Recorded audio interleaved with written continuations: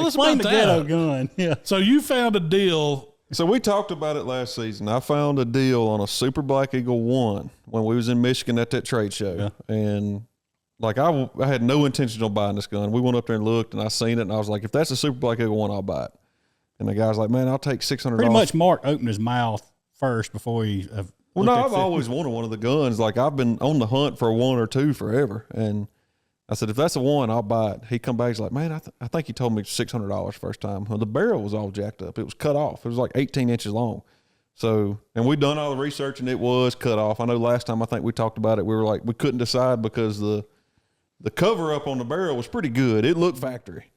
But anyway, so I got a barrel, and I dropped it off, and guys was going to do some work on it, clean it up, and get it Cerakoted, and it was no fault of theirs. The gunsmith guys. Yeah, he done a dang good job. The Cerakote job was good. Of course, you're picking out Cerakote color. You just got like a 1 inch by 1 inch color swatch. It's not a lot, and I wanted like a burnt bronze. So that's what I found was a burnt bronze. Kind of like that Hell's Canyon Browning look. Well, yeah. Well, when you do the whole gun, it pretty much looked like it come out of the 007 movie, Goldfinger, like it was a gold gun. Mark's going to get you some teeth to match it. Yes. It was not what it was supposed to be, and it was not their fault. It was mine. It was the color I picked. I mean, it was identical. So it was definitely a lot of more bronze, more bronze than gold. It was more gold than bronze. Bronze. Yeah. The color swatch label was incorrect. Yeah. But anyway, so I took it home and that's the Eagle version. Yeah. I looked at a couple of different options. Ended up, I pulled the stocks off. I left the receiver and barrel Cerakoted that color, and they look fine. Like it's fine. It's just the stocks. It's so much color on one place. So I took some black Krylon, sprayed the stocks black, and then ordered me some fishnet pantyhose, pulled over the stocks, and sprayed I guess that was considered a burnt bronze in.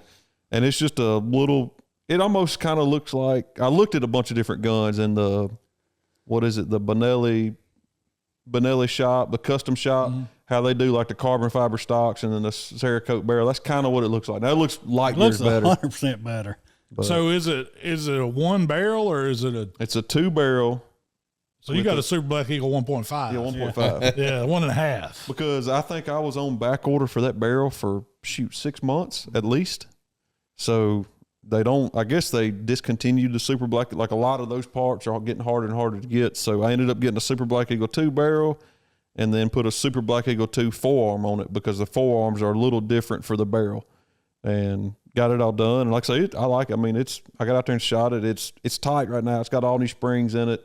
Everything on the guns we went through is pretty much brand new. So I've been shooting some heavy loads through it, trying to kind of get the springs broke in and seated. And have you put it on paper to see where it's doing? I haven't put it on paper yet, but we're going to get it set, and it feels pretty good. And as far as like just putting it on your shoulder, it all looks like it's pretty dang close.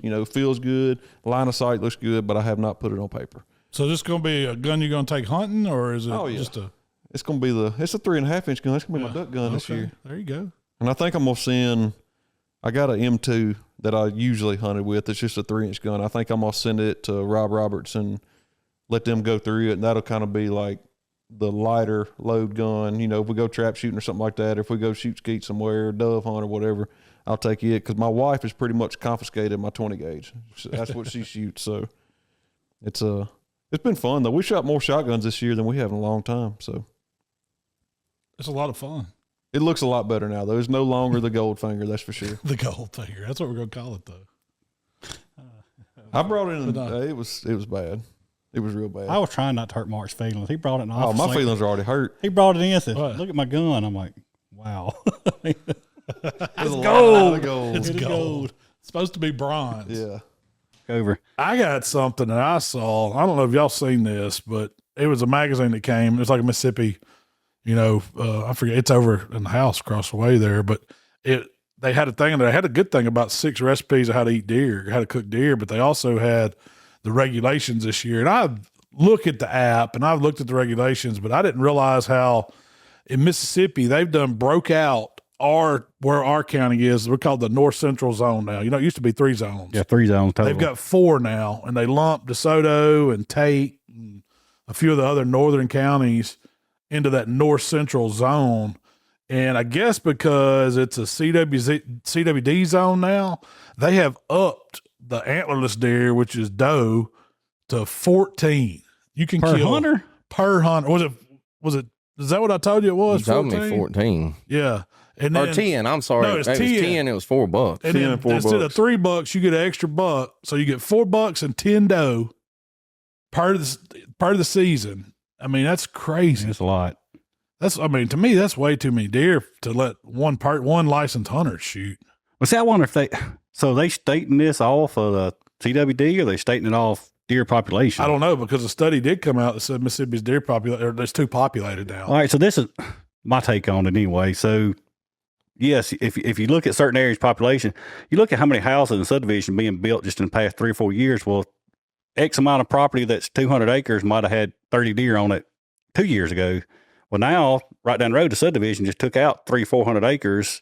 Where do you think all them deer are going? So I don't understand how you get accurate deer count to base it off of that. That was my thoughts on it, Jamie. The same as yours. Is that our area is so developing so fast. Yes, and all the deer confined into these little bitty spots. And it was hard enough back when everything was not that confined, or all this development was going on to get hunting permission. And now you can't get it, period. So you got those little 100-acre or whatever blocks in between all these subdivisions. Well, whoever owns them, they feel, they are responsible for whoever hunts on their property. So now you can't go in there, and they won't let you go in there and hunt till you're too close to houses and stuff like that. So, but it does. I don't understand how you get a population count, I guess is what I'm saying. So do you think they're just wanting to eradicate some of them? Is what it is? They're coming out with that? You look at your right here, 200 acres, and just say 30 deer on it. All right, well, just for instance, right down the road, there was 40-acre plot that probably had 5 or 6 deer staying on it. Well, it's now clear cut to Bear Hill. Where do you think them deer went? So if they come here, and we had a biologist come look at it, and they done a herd count, a herd analysis, your population looks like it's way out of whack, when technically it's just because we're the only place deer had to go. They just shift and got pinched. Yeah. I don't know if that's true, but it does make sense. I'm looking at what you looked at. There is no daily bag limit for us. We can kill all 10 in one day. Correct. Yeah. Man, that's who would want to clean that many? Dang. I don't. Yeah. And then about 2, my hands go to between us, cramping. that's 40 deer In one day, killed in one day. That would decimate a property. Yeah. Yeah. I don't care how many you have on it. Taking 40 off, because there might be 40 deer that work this property. Maybe. I don't know. That's a lot, because we kind of got our numbers down. If we took 40 off this 3 years ago. 3 years ago, yeah, maybe. If we took 40 odd off this place this year, it hurt. It hurt It hurt you for years. I don't see what you're gaining from it, because that's not solving that CWD problem. It's just getting rid of the deer. Correct. You're not going to solve that. And I don't think every hunter is going to go out and don't need to go out with the mentality like, man, I can kill 10 deer. I'm finna go kill 10 deer. There's some out there that will. Yeah, it is some. Think there's some people that's going to kill. Yeah, they're going to. It is some that's going to do it, but I think the majority are a real sportsman guy. And just like us, we know just from being down here in Cameron, we pretty much know what our population is like. Yeah. We know we can't take technically 40 deer off this property and benefit it. If you see that old gun rack in the back window and old 30-06 Remington in the back, he finna kill his 10 a day. His 10. Yeah, getting his 10. I love Uncle Jimmy to death. If he was still alive, he'd be in hog heaven. Him and Billy Moore would get their 20 in one day. They would get their deer. Well, because technically there's no tagging. That's right. You don't know what you've killed, so you could kill 2 or 3 every day. And as long as you're doing something, what would you do with all that meat, though? People there's no way.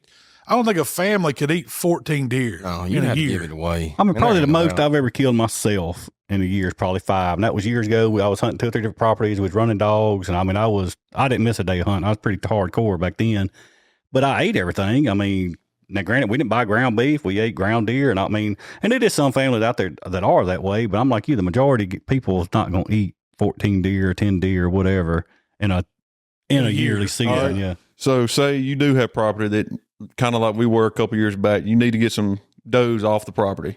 Say we do just like we did a couple years ago. We killed 20 does off this property, or off this property and other. Yeah.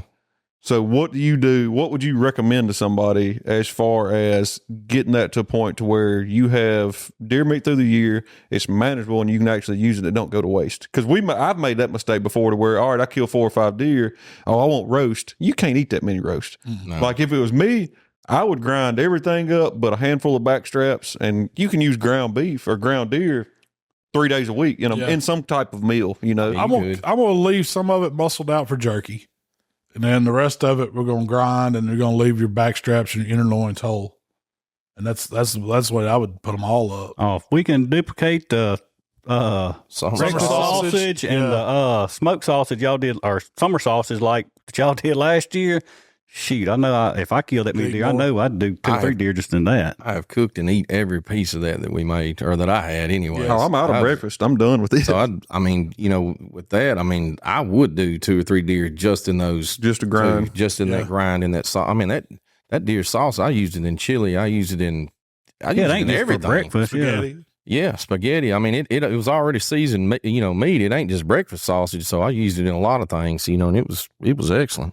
But, the summer sausage, I mean, that's something I eat a lot of anyways. And man, that stuff was good we made, but yeah, that was, you could do those if you didn't just want to eat plain old deer, roast or whatever, but you got to have the equipment to do it. That's the thing is like, once you get, I mean, you got to think that's probably average, say 120 pound doe. You're probably getting 40 pounds of meat. Yeah, 50, 60 pound top. So, I mean, you're getting 200. If you get 5, you're getting 200 pounds roughly of meat. I mean, that's a lot. It's a lot. If you pitch in and everybody's got, a piece of equipment, or you have all the equipment or something like that, you could always make a day of it. And, even if your buddies hadn't killed nothing, is buy all the stuff. Say, hey, if y'all come help me, I'll split all this up with you and, make enough summer sausage and ground that year to kind of. That's our plan this year. Yeah. Like we're going to hold them and then cut them up, and whoever there helping process and do it, that's how you split it up. So, yeah, you figure we need to probably do 4 deer every time we do one. That way everybody knows they're going to get 35, 40 pounds of meat. So if you did 10 deer and you carried a processor that's averaging probably $180, $200 to get. Oh, at least. Yeah, they're $100 all day long. It's non-specialty cut. Yeah, so if you do processor cut. Yeah, and that's ground hair and all. You do anything else, make sausage, summer sausage, all that. That 200 you can spend 200, 300 even, depending on what you're getting. So you can spend, just say, $2,000 processing. Yeah. And some of them, I mean, what you're getting, I'm not dogging nobody, but I mean, I've gotten them from several different processors over the years. Some of them were pretty good. Some of them wasn't worth crap, Breakfast sausage didn't have much flavor to it, not a lot of fat in it. It was dry as crap. Same way with, some of the other things I got from them. It was not quality. I tell you, I tried it last year. I only done, about 6 bags. I guess it'd been about 10 pounds, 10 or 12 pounds. I had ground. I seasoned it just like we did sausage, but I done it with like AP or prime beef or just salt, pepper, garlic, seasoned it, ground it, bagged it. And man, it was darn good. It turned out like it tastes, you still need to season it when you were cooking it, but coming out of the package, dude, it was excellent, man. It made all the difference in the world. So I'm going to do that again this year for sure. Well, have y'all shot your rifles any? That was something else I thought we'd talk about today. I have not. How many people, and I bet it's the majority, never touch their rifle after rifle season closes until the following November. The following November. I'm guilty of that. I'm guilty. Are y'all? Yeah. I mean, I've carried mine around after deer season and tractor some, I've seen a coyote or something to shoot. But other than that, like just randomly shooting in July, no, I ain't doing that. I need to bad. Used to when bullets were $20 a box, it wasn't that hard to go out in the summertime, just check your gun, do a little shooting and stuff like that. Now everything's Dude, you're 40, 50, 60. I wish I could find some mine for 60. That $28 is $128 a box. Oh man. I ordered some this week. Two boxes was almost $300 time you put shipping on it. That's pretty pricey right there, Mark. It's stout. That one there don't get shot, but unless it's a deer in the crosshairs. So, will you just put your gun back in the safe and you're confident getting it out, climbing a tree with it and shooting? No. Yes, I'm not. I mean, I am, but I'm gonna do the deer justice and shoot it to make sure. Yeah. You know, I'm gonna be guilty of the week or two before deer season, getting out there and shooting it a couple times. Well, that's what I plan to do. I mean, I'm gonna take mine, sit on the bench, and And, make sure first got to clean it. I probably didn't clean it when I put it up. All mine are clean. The biggest thing that I've learned since growing up, and, when I was a kid, I always borrowed somebody's gun because, I just didn't have, a high-powered rifle at the time. I was shooting Mikey's 35 or shooting something, What I've learned is, of all things on a rifle, if you're going to buy a new rifle or build a new rifle, the most important thing is these scope rings, in my opinion. Because I remember when I was a kid, we'd shoot Tasco rings, Tasco scope, and you was adjusting that scope every year. Yeah. And then once I started spending more money on the optics and the rings, I hadn't adjusted none of my guns in 5 or 6 years, but I'm still going to shoot it and make sure, Yeah, I'm confident about pulling my gun out and it being really, really close if it ain't still dead on. But like Mark said, I'm not going to take that chance of just jumping in the stand, because I know that feeling of crippling one and not finding it or making a bad shot on one, and it's gut wrenching, and you don't want that. So I'm gonna make sure I got a peace of mind knowing that gun is dead on when I hit that stand. I want to get my 350 Legend dialed in and my muzzleloader dialed in. Other than that, my 300, it's gonna be on. It ain't gonna be. You ain't gonna mess with it. Yeah, I'll get out there and shoot it, but I probably hadn't touched that scope since I've had it, but maybe once or twice. But it's pretty much like Mark said. I got better rings, better mounts on it.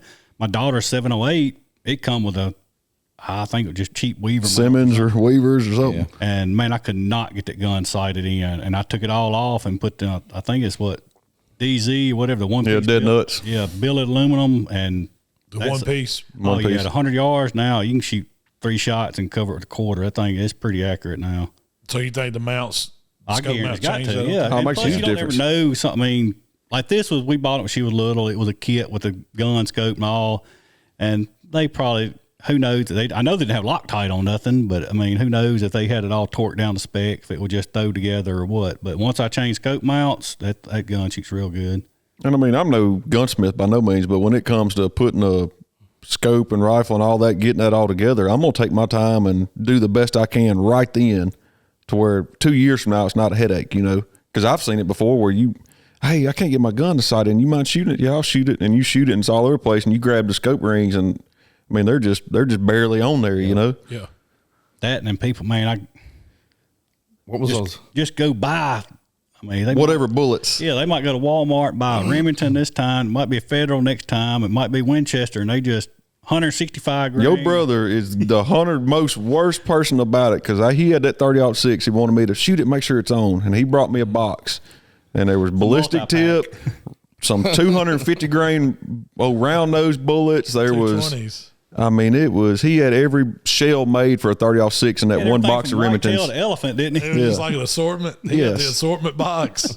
If you loaded a clip full, you'd eventually hit something, because that bullets, they're all going different places. That's the way he wants to shoot it. He wants to bump stock it. He wants bump stock it. He wants 4 in the clip, 1 in the chamber, and finna fire all 5 of them at something.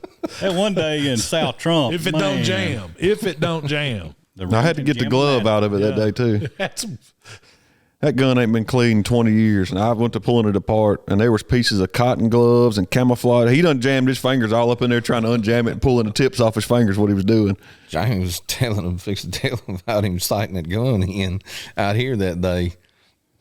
Oh yeah, he sighted in like he planned on shooting. I guess it was like pow, pow, pow, pow. He emptied that clip in just a matter of 5 seconds. You couldn't have shot any faster. I guess you sighted in like you gonna hunt. So. I don't think he hit anything. No, he didn't. We have his old plate down there on a stick, wasn't it? He was freehanding too, I think. I don't think he even got on the bench. And that lucky rascal killed one of the biggest deers down here today. Yeah, he has. He one-shotted it too, didn't he? Oh, well, wasn't nobody else down here. I guarantee the rumor is he one-shotted it. Yeah, there was more than one shot fired that day. How far are y'all going to start out? So, when you shoot your rifle off the bench, what yardage do you want to start at? If it's one I hunted with last year, I'm just going to shoot 100 yards, and it's going to be there. New gun, maybe 25, and then work out to 100. And we got a place at my dad's that's 25, 50, and 100, and then 350, and then a little over 330, 350, a little over 300 yards. Got another little steel plate out there, and I ain't shot my 350 Legend that far, but I can hit it with my 300. So where do you want it, dead on it, or a little bit low at 100? My 300 is about an inch high. 100 100 yards, and That's something you got to think about too, because there's plenty of people that say they only have enough room to shoot 50 yards, and they put it dead on at 50. Well, that thing might be 6 inches high at 100. You know, that bullet's still climbing, and I'm guilty of that because my 260 was the world's worst. You had to have it shooting low at 25 and 50, and it was still high at 100. You know, I got I got the the ballistics or whatever it's called on my scope, and if it's sighted in about an inch high at 100, all the way at 300, it's dead on. I'm not a confident shooter at 300-400 yards. I don't like it, but if I had to, it'd be the gun could do it. Yeah, the gun could. Jamie might not but the gun could. Yeah, I'm not sighting. If I'm sighting a gun I'm not sighting in less than 100 yards. But depending on which gun it is and where I'm hunting at, is like around here. Most of the guns, like the 308, I'll sight it in just a little high at 100 yards. Usually somewhere between an inch and a half group at 100 yards high. And then like that 350 Legend or the 12 gauge shotgun or something, I mean, they're going dead nuts at 100 yards. Yeah. It also depends on where you hunt. I mean, I hunted down the Delta in Tunica several years ago with a good friend of mine, and we go down there sighting guns in. I'm like, well, we're shooting at, and he's like sighting his in at 500 yards, but I ain't never shot a deer that far. Yeah, I guess it depends on what you're used to, though. Yeah. If somebody like lives down there and used to seeing deer that far, that's what they shoot. I mean, I've seen him 500 yard dirt roll a doe like it was nothing. I can't be still enough to shoot that far. But if that's what you're used to doing, I don't want to shoot one that far, but it is fun trying to shoot that far to target. You know, I like it. Those guys in the Delta, man, that's a different breed down there. I mean, I hunted with a guy that was like that. We hunted Delta all the time, like you said. I mean, he clipped a doe running across a field. I'd bumped her out of a thicket, and she ran across a rice field. You're talking about Chuck Riley. I know exactly what you're talking about. Chuck, he passed away a couple years ago, but Clay, Chuck Riley would freaking shoot. If it break out 300 yards running across a field, they could roll that junk. Yeah, it's like shooting doves to them. I mean, and within 100 yards, I run thickets and jumped them on them close. They can't hit them. They got to let them get out there a little bit. They'd empty the gun at 100 yards and roll it dead at 300. Which ones are y'all shooting this year? You got several guns you're going to hunt with? You going to stick with just your reliable or? I got to shoot something at 350 Legend. I hunted with some last year. I didn't shoot anything. That's what I'm going with. Unless I go shoot, that's it. Unless I go to Plantation or somewhere I know I'm gonna shoot over 200 yards. Taking the Bear Creek? Yeah.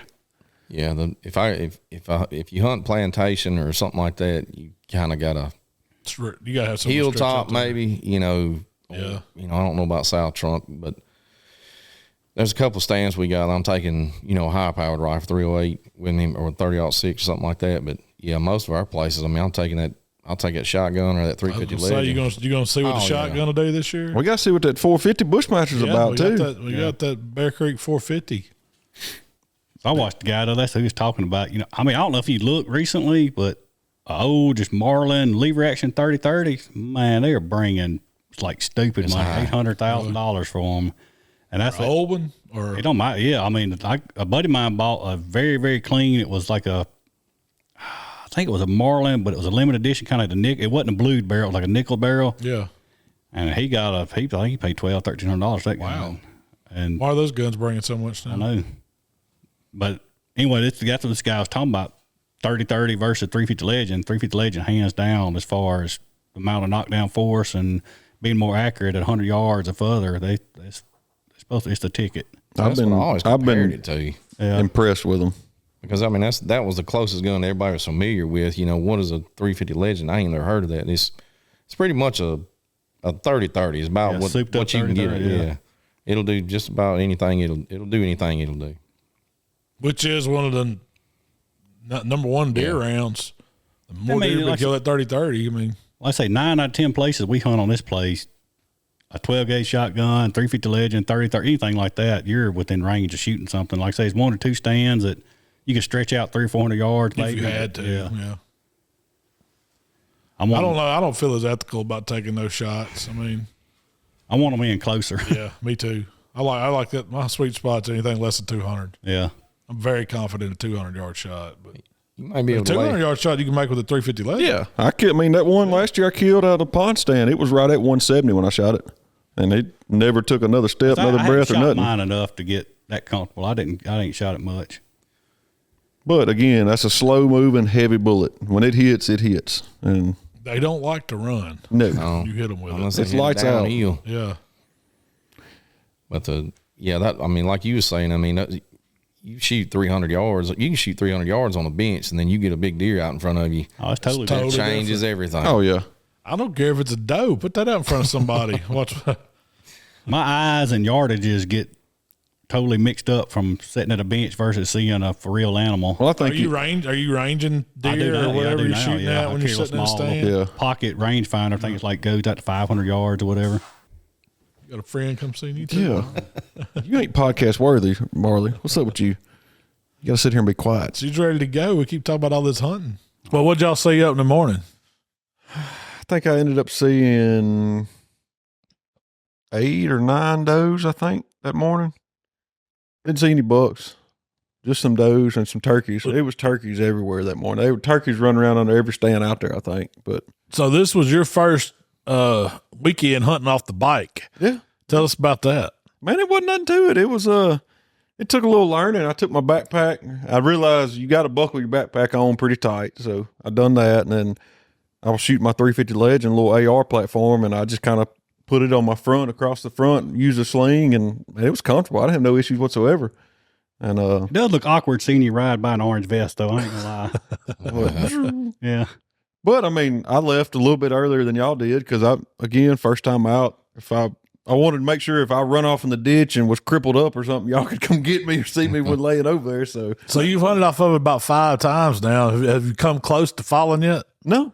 So if it was going to be any morning, it'd have been this because what did we get? Probably 2 or 3 inches of rain last night. I think it was about 2 inch and 3/4. It didn't spin going up out of that ditch. No. The only place it spun, which is crazy to think on a bike, was going to the North Line stand, just where that food plot had been kicking around. Yeah. It was soft, but I didn't have no trouble crossing the ditch, and it was about 6-8 inches of water in the bottom of the ditch. It wasn't real deep, but wasn't up to the hub. No. I'm glad it wasn't because my boots got holes in them. I'd got my feet wet, but it ain't been bad. I hadn't had any incidents, or I liked it this morning because the deer was messing with me, or they were smelling me this morning. I was like, well, heck, I'm fixing to move, and I jumped on it and buzzed right around to the other stand, and heck, by the time I got in the stand and got sit down, I already had those in the food plot. So, they paid zero attention to that. Within 2 or 3 minutes of me sitting down, they were there. So that was pretty convenient. It's definitely quiet because I can't hear you when you go around. I forget what night it was. It might have been Saturday night.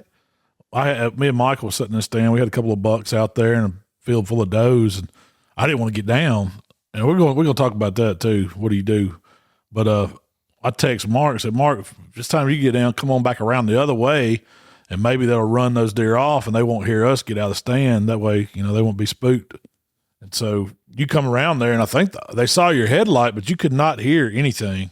I heard them when they got off on the edge of the leaves. I couldn't see them, but I did hear them trot off. It got them out of the field, and it was pretty late, and we eased down and got out of there. But that bike was super quiet. It's been fun. Like I say, the only thing I'm even concerned with is the neighbor's pit bull. Is if that rascal gets after me, I don't know if I can pedal that. He likes to take out right there.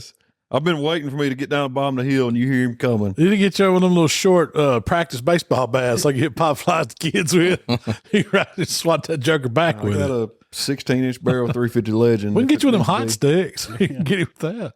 Jamie priced him one while he's in the stand today, didn't you? Man, he got it in the cart. I got it in the cart. I just hadn't hit the buy now option. So what is it the exact same one Mark has? Yeah, same one. It's just a different color, but they're running $600 off, $600 off, $200 in accessories or something like that with the e-bike now. And I tell you, we talked about they had the free battery the week before I ordered mine, and then the week after I ordered mine, they started doing the Black Friday sale. I shot them an email yesterday. They credited me back $400. Man, dang, that's pretty slick. They already done it. That's pretty slick. A buddy of mine, Josh, said, did I talk about that last week? He said, your optic. He said they had a link where they had the Quiet Cats, and it's a smaller bike or smaller powered bike, but it was about $1,000 for one of those. That's a pretty good deal on that one. I got to looking at some stuff last night on them Quiet Cats, and what's the other? There's one that's called Backcountry and Rambo. Rambo's like you can spend up to $9,000 on them. That's a little pricey for a bike. Well, so I got to doing a little research, and I mean, I'm sure it's great. I mean, there's a reason they cost that much, but a lot of those have the mid-drive. Like mine's got a hub drive motor, and these are mid-drive. Well, a lot of people are having issues like if you don't start it out just right, or if you're going up a trail and start pulling a hill or anything like that, it'll break the chain. And then once you break the chain, you're screwed because you can't pedal it. Yeah. And the motor's in the mid-drive, so you're stuck just pushing a scooter then. And I was like, well, heck, I never thought about that. Worst case, if mine broke a chain, I still got a hub drive motor. It'll, if you got battery, it'll drive you out of the woods. Yeah. But do you have extra parts that you take with you or anything? Or I'm going to get... I guess if you're out solo, like way out, you probably, but here, like worst case scenario, you walk a couple miles back to the tires. That's it. Yeah. It's been fun. I enjoyed it. I'm finna get back on it. When we get done with this, I'm finna go back out there. I hear you. Mikey, what'd you do up in the morning? You're the only one at 12. Oh, I killed a bobcat. I was the only shot fired opening weekend. Yeah. That was, I don't know. I mean, I'm kind of like you with the, we see bobcats and coyotes and things like that. I mean, if I see them, usually I'm going to kill them. I just keep them off the property. I mean, they don't really mess with the deer much. The bobcats don't, but the turkeys and things like that. And I wasn't seeing much no way, so I went ahead and took the opportunity to go ahead and pop that thing. I mean, you got to get that misconception out of your head, too, that, man, I've shot a coyote or bobcat one in the morning, and a few minutes later, deer come out. That's the way it was this morning for me. It's not like you're running them clean out of the Well, when area. you shot that coyote this morning, I had deer standing in front of me, and I mean, didn't phase them. no, they never even blinked. I mean, they were fine. It was maybe 20 minutes after those coyotes, after I shot that one, that does came out and started feeding right where they were. So I don't know. I think it is a misconception. It ruins your hunt. Now, No, I don't think it does. if the deer in the field, it might mess with them. They might run off, but I don't think it's going to stop them from coming. No, I don't either. They hear shots. I don't know how many shots I heard this weekend. It was like war zone out here. I think that's why I got a second chance. I smooth missed that bobcat on the first shot. Yeah. Oh, did you really? Oh yeah, I shot and missed him, and then he didn't know where to go. We done heard 15 shots that morning over around us. So anyway, he tried to run out of he almost got out of the food plot, and I dirt rolled him out there. But it sounded like we was hunting public land this weekend, didn't it? All the shots. I mean, everybody was shooting. I think everybody deer took was on the advantage of move. that. What is it, 10 deer? Yeah, everybody's getting that 11 deer quota They in. trying to get that quota in. Yeah. I'm going to talk about our doe hunt a little bit. It's kind of take me in a question I was going to ask y'all. So me and Malcolm decided we're going to go shoot these does that evening. We was head set that we're putting some meat on the ground. But anyway, so the first doe comes out. It's on my right-hand side, and it's the big doe Malcolm killed. Well, I couldn't shoot out the window, and we're trying to film too, so I couldn't. There was no way for me to cock and shoot out the window. So I told Malcolm to get his gun, and I filmed him doing it. So the deer walks across the field out there. Well, Malcolm shoots. You tell the deer's hit, and Bucks and everything. Yeah, and I mean, you could tell she's hit. Well, she runs over and she stops. And I was like, well, she's going to go down. Well, she didn't go down. She stood there, and then I was like, well, doggone, maybe he didn't hit her because it looked like she went back to eating. And by that time, Yeah. I didn't blood. I stayed on her. And Malcolm got another one off and, knocked her down or whatever. But anyways, so Malcolm killed that one. And then while we're sitting there, I don't know what, 30 minutes, 45 minutes went by. Not even that long, really. It wasn't that long. Yeah, maybe 30. Because I was telling you, it was like 4:45. We're fitting to see a deer, and I shot mine at like 4:44. And then it was 5:05 when you saw that one. And then I just happened to turn around and look behind me up the trail in the grass field behind me where the Can-Am's parked. I'm talking about we were parked 50 yards. Yeah. 50 yards from the stand in that tall grass. And I turn around and look, and this doe is standing at 25 yards right behind the freaking stand, between the stand and the Can-Am. We hadn't even been watching behind us, really. I mean, because we both were facing the other way. But she's feeding right there by the Can-Am. Like, it's right there. I mean, I don't know that she had seen it yet, but because she was kind of looking at the stand, and then she would feed, and then she would look at the stand and then feed. So I think her attention was away from it. But anyways, so I got the gun out the window, and I had to let her clear the Can-Am so I didn't hit it. I wish I could have filmed that because Mikey was telling me, don't move. She is right out the window right here. And I'm like trying to look over my shoulder. I said, I see her. And she was looking up. So I just froze. And when you spun around, I mean, like creeped around. Luckily, we had a swivel chair. If you'd had to turn around, it probably never would have happened. But you swiveled around, stuck that 0350 out. You had the Bear Creek one. Yeah, that newest one. Yeah. And then he was like, pow. And man, I told my ears at that point. I knew it was going to blow me out. And that deer ran to 10 feet of the bottom step and fell dead. Like, I mean, she was right there. Make it easy load up. Oh, it was. Dude, this was the easiest 2 load ups ever because mine dropped in the trail. Fell in the trail, 20 right yards of on the the edge trail. of the daggum food We plot. could see both of them. I mean, they were there. I mean, it was like, man, that's how you do it there. We about had them drive the Can-Am one, and then they about loaded themselves. They were so easy to get. So, anyways, I was going to ask y'all a question about this, but so when you shoot a deer on a field, like kind of the scenario that Malcolm had there, so you shoot the deer, and you think you hit it, but you're unsure. Do you do a repeat shot before it leaves the field? If I can still get on a deer, I'm shooting again. Till it's on the ground? Yeah, because, I mean, it's one of them things. It's been too many times, like, that you made a good shot on deer, but it gets out of the field. Right. And now you're out of sight. You're tracking. It's getting dark, especially in the evening time. I cannot stand not to see one dropping its tracks in the evening because it's hard, you know? Yeah. I'd a whole lot rather mess up a little bit of meat than lose all the meat. You know what I mean? It just ain't worth it. Well, come to find out on that first shot that I did, it just blowed through the front leg, like in and out. Right above the neck. I mean, she was about to lick it when I shot her that neck. I don't know if she was going back to eating or going back to licking. I don't know. I mean, she was putting her head down like it looked like she'd fix to go to feed. Yeah, but that second shot went right behind her shoulder and she didn't make it 20 yards. She didn't tote that one. No. So that was something I was just curious about, is how many people, fire a shot, I got it. Yeah. And set the gun down and the deer runs plumb off the field, and then they start thinking like, oh crap. You remember that one daddy shot at camp with the muzzleloader, a 50 caliber muzzleloader. He shot, it dropped in its tracks underneath his stand within 20 yards of his stand. Like boom, dropped it. Went to go get down, get over, look, deer's gone. It ain't a speck of blood. It ain't nothing, no blood. It ain't nothing left. But he saw it fall. He saw it fall. And the deer was kind of like, he was on one ridge and deer was on the other. So when he climbed down, he couldn't see off in the valley where she was at. Oh, it might have been, I don't remember. No, it was a buck. It was a buck over there. And so when he got down, he said, I never heard it get up. I never seen it get up, but it was nothing but mashed down leaves where it dropped. No blood, no hair, no nothing. Never did find it there. Didn't have nothing to go off of. So no, if it's still in the field and it's still standing, I'm putting another one in it. That's a good thing about shooting that 350 is you stay on it. Yeah. There ain't no coming off scope on one of them. There's not enough recoil to bring you off of it. Like when I shoot my 300, that second shot's tough with the 300 because you got to regroup. No joke. I did it with the Cody the other day. I mean, all I saw was fire go out the end of the barrel. I mean, and then so getting back on an animal with one of those. Now I know a lot of times if I hit it with a 300, it's pretty much done. You're gonna know it. Yeah. But so I've never really had to shoot one the second time with it. But it's a lighter. 308 I've had too, and a 350 I've had too. Goes back. This is I've always grown up. You always get taught shoot them behind the shoulder. Shoot them behind the shoulder.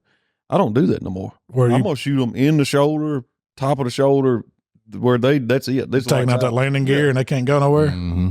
I mean, yeah, you're gonna damage some meat, but like Jamie said, I'd rather damage a little meat than not have none to damage. Yeah. Yeah, because I've been so confident in my shooting before that I had a good buck come up in the edge of a field one night, and this deer wasn't 50 yards from me, and picked a gun up, put it on him, and had him, dead to rights.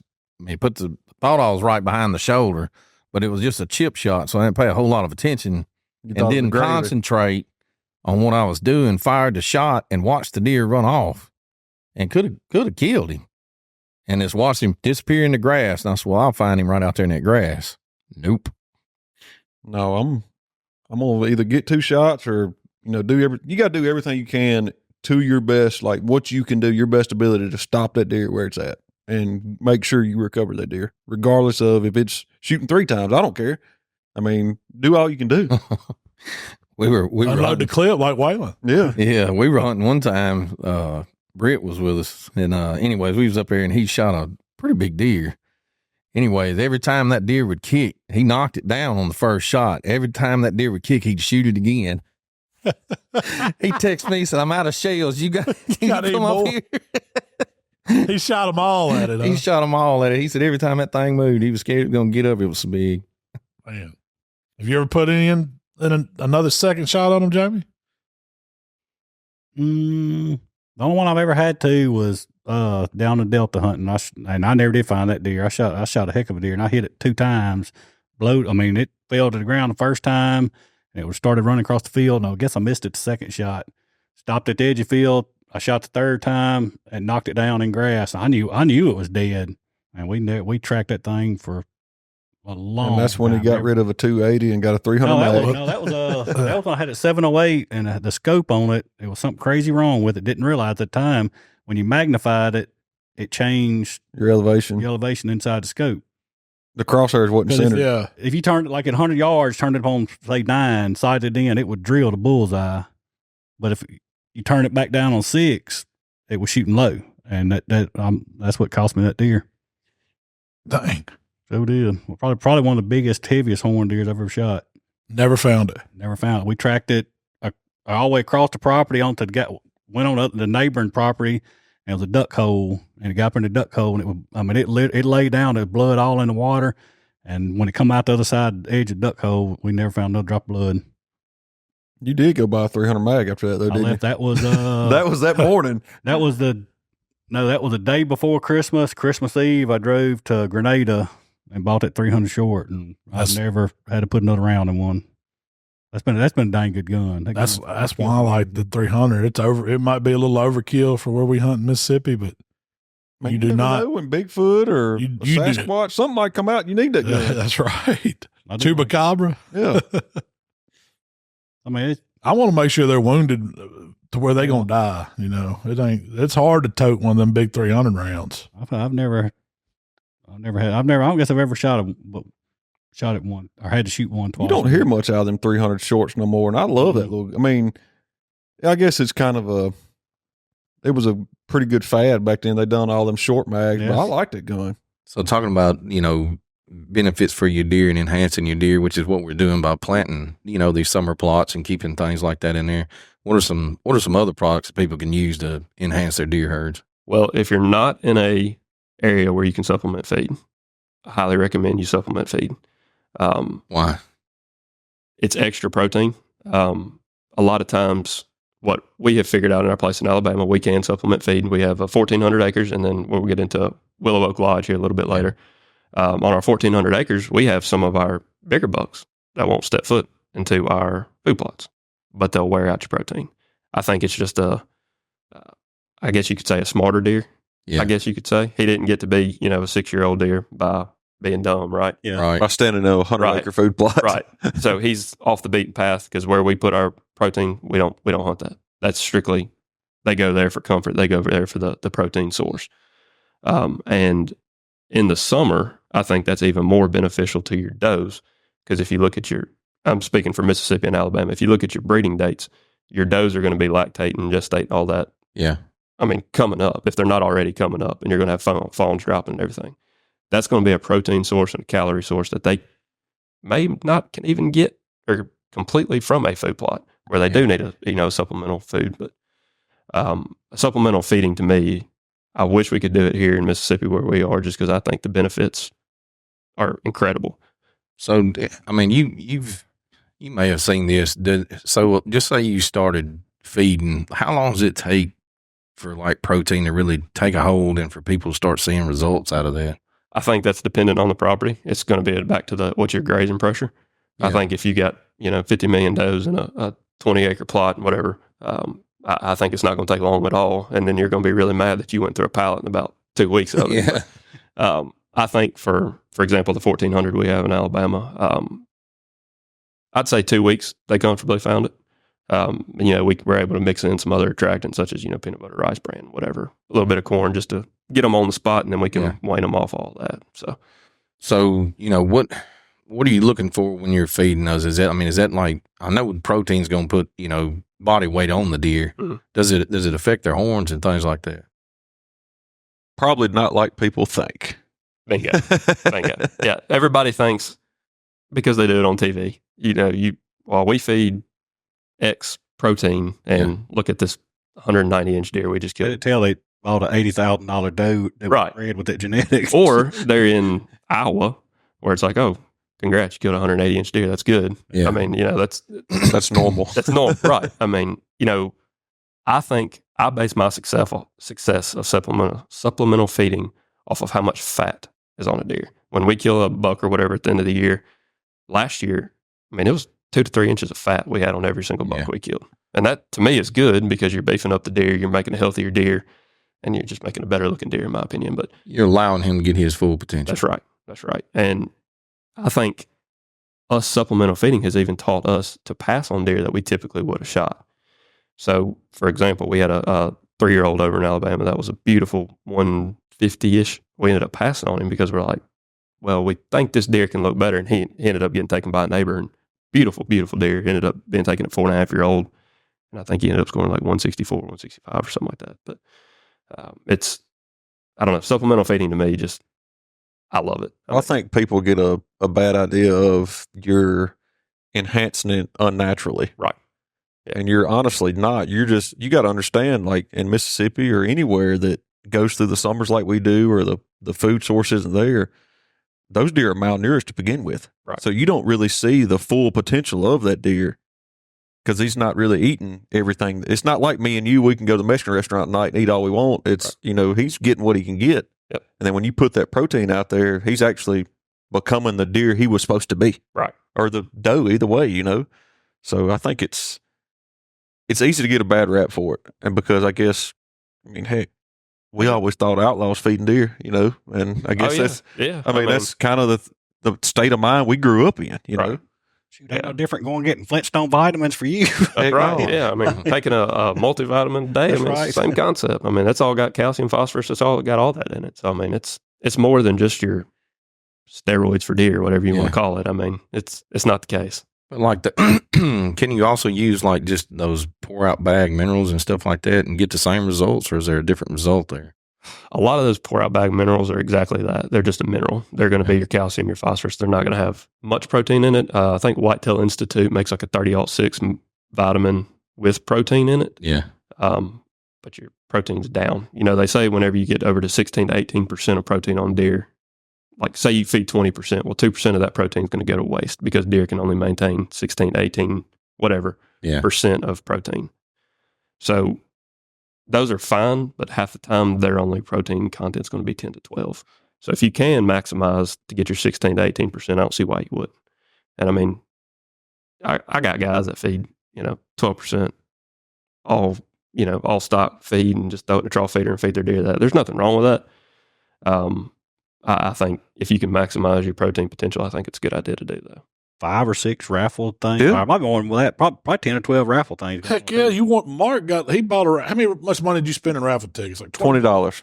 And you wanted that gun. Yeah, want a gun. A gun I've always wanted, but never would buy. You went back, you had to go back next day and do all the transfer stuff. Yeah, we had the Buck Junkies tent set up, and we were, giving away some apparel and just, talking to people about hunting and stuff like that. And we went up and judged, and we got back, and we still had a couple of hours to kill. And I told Jamie, I was like, heck, excuse me. Oh, yeah. So let's tell it right. Tell it right. Jamie said, let's go look at this rifle, because when we walked in, a guy was walking in with a shotgun that was flat beautiful. It was a Stoger.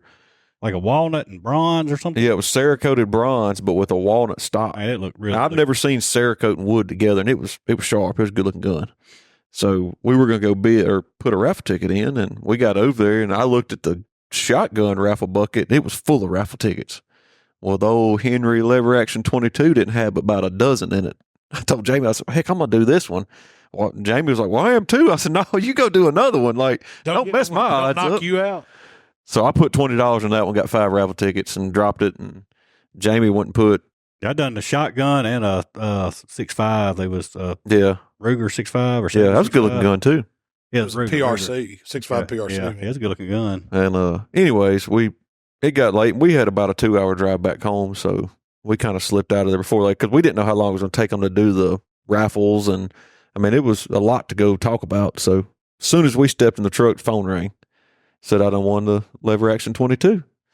And then I go in. Of course, they wouldn't give it to me then because I guess it was like probably 7 o'clock. I guess the whatever number they call to verify you're not a criminal. I guess they're not open. So end up having to go back over there next morning, which I'll drive an hour and a half to go pick up a free gun. Henry gun? Yeah. All day long. But it was a Henry lever action, which I've always wanted a lever action 22 because mine and Jamie's daddy's got a Browning lever action that's, I don't know how old that gun is, but it's probably 40-something years old, 50 years old. Probably. Still looks like the day he bought it, and it's been a mini round shot through it. That Henry's almost identical. I think the Henry's a good bit heavier, though. That Did gun, you shoot it yet? Yeah. I shot it. How'd it shoot? Good. That's what I was telling Jamie. I hadn't shot a lever action 22 in so long, or anything that's not automatic. And man, the gun had a little recoil. It feels different. I'm not saying it's kicking you back like no. Does it shoot short? Yeah, it will. Shoot everything short, rat shot, long rifle. It don't matter. Shoot all of them. It's a smooth shooting little gun. I'm gonna fix it up, get a scope put on it, and get it decked out to where it might be able to go shoot some squirrels next year. That won't be a beater gun. I was going to say, you don't want to tote that one around in the woods and stuff. That'll be a pretty gun. I'll let my Ruger be the beater. But I'll go back next year. I don't know if I'm going to volunteer to judge, but I'll go back next year. I want to go turn in some entries, huh? That Clover is coming in strong. So let's talk about clover plots. Like, you got your perennial clover plot. Now, yeah. If you planted them, if they just planted last spring, they ought to be popped now, and you ought to have clover. Or if you've got some that's been going on for years, what do we got to do to it now at this point? Because it's time to start thinking about what you're going to do to those plants. So if you hadn't already, I mean, now with all the grasses and the broadleaf coming in, you need to go in and you need to spray get some of the competitive weeds out of it if you eat up with weeds. Excuse me. But if it's not a lot of weeds in there, you don't have to spray the entire field. You can just get a backpack sprayer or a bottle spray and just hit a few spots. Just spot spray it. Yeah, you can just spot spray it. You don't have to waste all that chemical. You just be wasting money if you sprayed a 2-acre field and you only got 4 or 5 clumps of grass out there. What's not going to kill the clover or knock it back? So if you got grass in it, you're going to spray it with clethodim. And you can just read the back of the bottle. I'm not going to tell you what we spray because I might go a little heavier than what what is recommended. But you can just read the back of the bottle. It'll tell you how much to put in there for what grass. On the back of those directions, it tells you what kind of grasses it attacks. And how many ounces or gallons or whatever you need to spray over an acre to kill those. And your broadleafs, you're going to use a 2,4-DB, not 2,4-D. It will kill 2,4-DB. Won't kill the clover. And the B is broadleaf, correct? No, it's I believe it's butarac. Butarac, yeah. Broadleaf sounds good. It won't kill broadleaf. Yeah. So you spray that down for your broadleaf stuff in your clover. Once you do that, go ahead and spray it. You can mix those two together in your sprayer. I've mixed them in ours. I put the 2,4-DB and the clethodim in the sprayer at one time. You got to calculate your rates, I guess. You got to calculate your rates. You got to check your sprayer. You want to don't want to spray too little because it may not kill everything. And if you spray too much of something, you got it real heavy, you can kill what you're trying to save. So you got to be careful. You make sure your ratio is correct. Check your sprayer, calculate it. If you don't know how to calculate a sprayer, I think the University of Ohio on the internet has a real easy way to calculate your sprayer. It goes by like the distance of the nozzles on the sprayer. I think you measure out whatever it tells you on that chart. Like if your nozzles are 20 inches apart, you're going to time how long it takes you to drive 204 feet. So measure out 204 feet, log those seconds that it takes you to drive there, do it a couple of times, and then take an average and then go over and catch the fluid out of those nozzles. Just water. Just water out of those nozzles for each one of those. So however many ounces, the average amount of ounces across that sprayer nozzles. I usually just catch it out of 2 or 3 of them. And then I don't do all 15 of them. I usually just catch, the end ones and maybe a middle one and then see what it is. So if it's 16 ounces, it's spraying 16 gallons per acre. So then you do your math from there. And how much chemical you need to in that gallon. Right. So it may be 20 ounces of 2,4-DB and 16 ounces of clethodim to your tank, or depending on what size tank you got. So you just once you mix it up, I always put crop oil in with clethodim. Is that like the surfactant or something to make it stick to whatever? You can see it when you spray it. I usually, sometimes I'll go a little heavy with that crop oil because it gets on, especially if it's fixing to rain, because it'll hold on the plant and it'll kind of dry on there. It'll look like Armor All sometimes on the plants, So it'll give it it'll give it a good burn down. It'll stay on the plant, it'll stick to the plant. No, are you fertilizing these existing clover plots or new plots? Yes. So now once you sprayed and kind of got your weeds under control, you can go right back in behind that and throw the fertilizer down on it. So you want to throw a low nitrogen fertilizer, a 0-24-24 or I don't even know, just whatever, a 10, 20, 20 or whatever, something like that you don't want to throw like a high nitrogen because Clover don't need Clover produces its own nitrogen. It don't really need it. It's not going to hurt it if you put some on. I would put straight 3300 on it, just straight nitrogen. But you're just wasting your money by you can't put nitrogen. Yeah. But you can put nitrogen on it. It's not going to hurt it. It might even help it a little bit, but you don't want a bunch of it.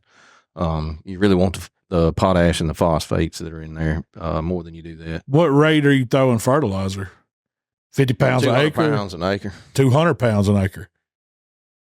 So you're going to have some lush clover plots once you do that. Then when are you going to do the first mow on them? We hadn't already. Once you really want it to get up and get kind of thick and lush, you want to see that. And then when it starts, about the time it starts blooming, you'll see, if you got red clover, you'll see the little red tips come up on it, or the white, it'll have little white tips on it. It should be around May around here. About now you would want to do all this, right around the end of turkey season. Unless you just got like a clover plot that's done been eradicated by grass or, something like that, you need to go ahead and spray it early. We actually sprayed not long ago because we had wheat mixed in with our clover as a nurse crop. Yeah. So I had to knock it down. So I went in and sprayed and fertilized one time early just to get the wheat knocked off of it where it wasn't competing with my clover no more. The clover had already come out and it was still young looking and didn't look, it was kind of stringy and small and didn't look real good, but now that we fertilize it, it's starting to get thick and lush, and it's like carpet. We're getting them 70-degree days and stuff like that. Yep. It's starting to thrive. So, but that's now would be the time to start doing all that. To really can do all of it kind of almost back to back. Spray it, fertilize it, give it about a week, go in and mow it, and then you're done until Memorial Day or for a little while. That's what I've always kind of heard is like if you can mow it when you get going in the spring, and then Memorial Day, you probably need to do another mow. Yep. And then 4th of July, and then your clover, you should have clover all the way to, once I hit season. July, I really like to watch the clover plots. You can go by a schedule if you want to. You really need to pay attention to what your fields are doing. Our fields may be doing something that yours are, somebody else's are not. So if your clover's not thriving, I wouldn't go in and go to, heavy spraying and mowing the tops off of it. I would want it to go ahead and flourish. If I got some that's thick, it's just thick. I'm gonna let it go. Yeah. And you don't really care. I mean, if it does get some weeds, it's a food plot. If it gets some weeds in it, it's gonna have weeds in it. At the end of the world. Yeah, you can't keep all the wind-blown grass that blows around all year long out of it all year long. I mean, that's the biggest take. Like, it's not gonna look like your lawn. You're not trying to make it look like yard of the month. No, it just needs to look natural. It's actually good anyways. I mean, because it's wild grasses that are blowing around out in the field anyway. So, I mean, the deer eat those, the turkey eat them. Everything eats that grass. You just don't want it to overtake your clover where it just, decimates that field or you can't get it back under control. I've always, growing up, I was always the class clown, and I loved making people laugh. And I don't know, I just like everybody else, you scroll through there on Facebook Reels or Instagram Reel, TikTok, YouTube. If you're a fan of comedy, your feed's gonna be full of comedians. And I got to seeing some boys on there kind of doing that, just doing some goofy stuff. And I thought, man, I could do something. And I mean, there's a dime a dozen guys like me, but I thought, man, I could do something for Southern humor. That folks around here could really appreciate. And, one thing that I think what I started doing were, and I may go back to them a little bit, but just doing Southern phone calls with no real purpose or anything. But, you call that one guy and, hey, it's a 5-second, hey, what, just really not saying anything other than vowels, can't really make out what they're saying, but they, in about 30 seconds, they got a full conversation going on about nothing. So I think the animal, I guess you'd call it, reenactment was pretty cool. Like the different turkey video the other day, or like a big butt and a little butt video. I think all that stuff's pretty cool and funny. That's my wife's favorite. She loves when I do any kind of deer, turkey, squirrel, any kind of, animal characters. So animal role play. That's what's going on at Fulton. Yeah, that's right. So how'd you get into the social media side of it? Did you set out to do that like for work, or are you just doing it for something fun to do? Well, August the 24th of 2023 is when I downloaded TikTok and uploaded my first 2 videos. And so less than a year. I had, about 7 months ago. And I looked at it obviously from a monetization standpoint. But as far as timeline, I told my wife, I said, I'm going to try this for 7 days. Because I thought I saw Justin Nunley, and I saw, some of his stuff, and I thought, man, I could do, I feel like, I could do something probably not as good, but somewhere close to be as far as funny goes. And I said, man, that's, Lord, it don't cost you nothing, to get started. And, me being in finance, I had, a lot of downtime and a lot of time to where, my time was my own. And I got to thinking, what's something else I could do that's fun, and anything getting in the woods or around hunting or whatever. I've always wanted to be able to monetize something like that because that's my passion. I feel like if you do what you love, that old saying, you'll never work a day in your life. That's true, man. And that's kind of how we got doing this buck junkie thing. We were just hanging out, hunting and fishing down here, and we decided we were going to start a little podcast with it. Yeah. Video. So it's kind of the same approach, Yeah. But I told my wife hated the idea at first. She's like, why you don't like, it's hard for me to respect you looking at you doing all this stuff. And you filming it and putting it out there for people. But after about 7 days, I didn't have any viral videos go off or anything, but I just enjoyed it. And I told her, I said, if in 10 years from now, we don't have to pay for camouflage, and my little boy, he can hunt with his daddy, and we're not making a whole ton of money or whatever, but, we got some little things going. It'll all be worth it. Absolutely. And then it just kind of took off. I remember my first viral video was on, I don't know if you call it viral, but TikTok. One of the videos I had my buddy with, I had him help me, and he was in it, John Hill. We were making a small video about, we're going to go hunt on the neighbor's property. And it's like, oh, do you have permission? Oh, yeah. And then we see the neighbor, I think that got like 500,000 on TikTok or 6 or whatever. And then I had a video on Facebook. So I put everything that I do on TikTok. I do the same thing on Facebook, Instagram, YouTube Shorts. And I had a video where I had one of my deer that I got mounted, shoulder mounted. I had him in the bottom of my boat to where the horns were sticking out. And I walked up to him. I accidentally bumped him and looked down, and I was talking. I can't remember exactly what I was talking about in that one. But that video stayed on Facebook for probably 2 or 3 weeks at like 2,000 views.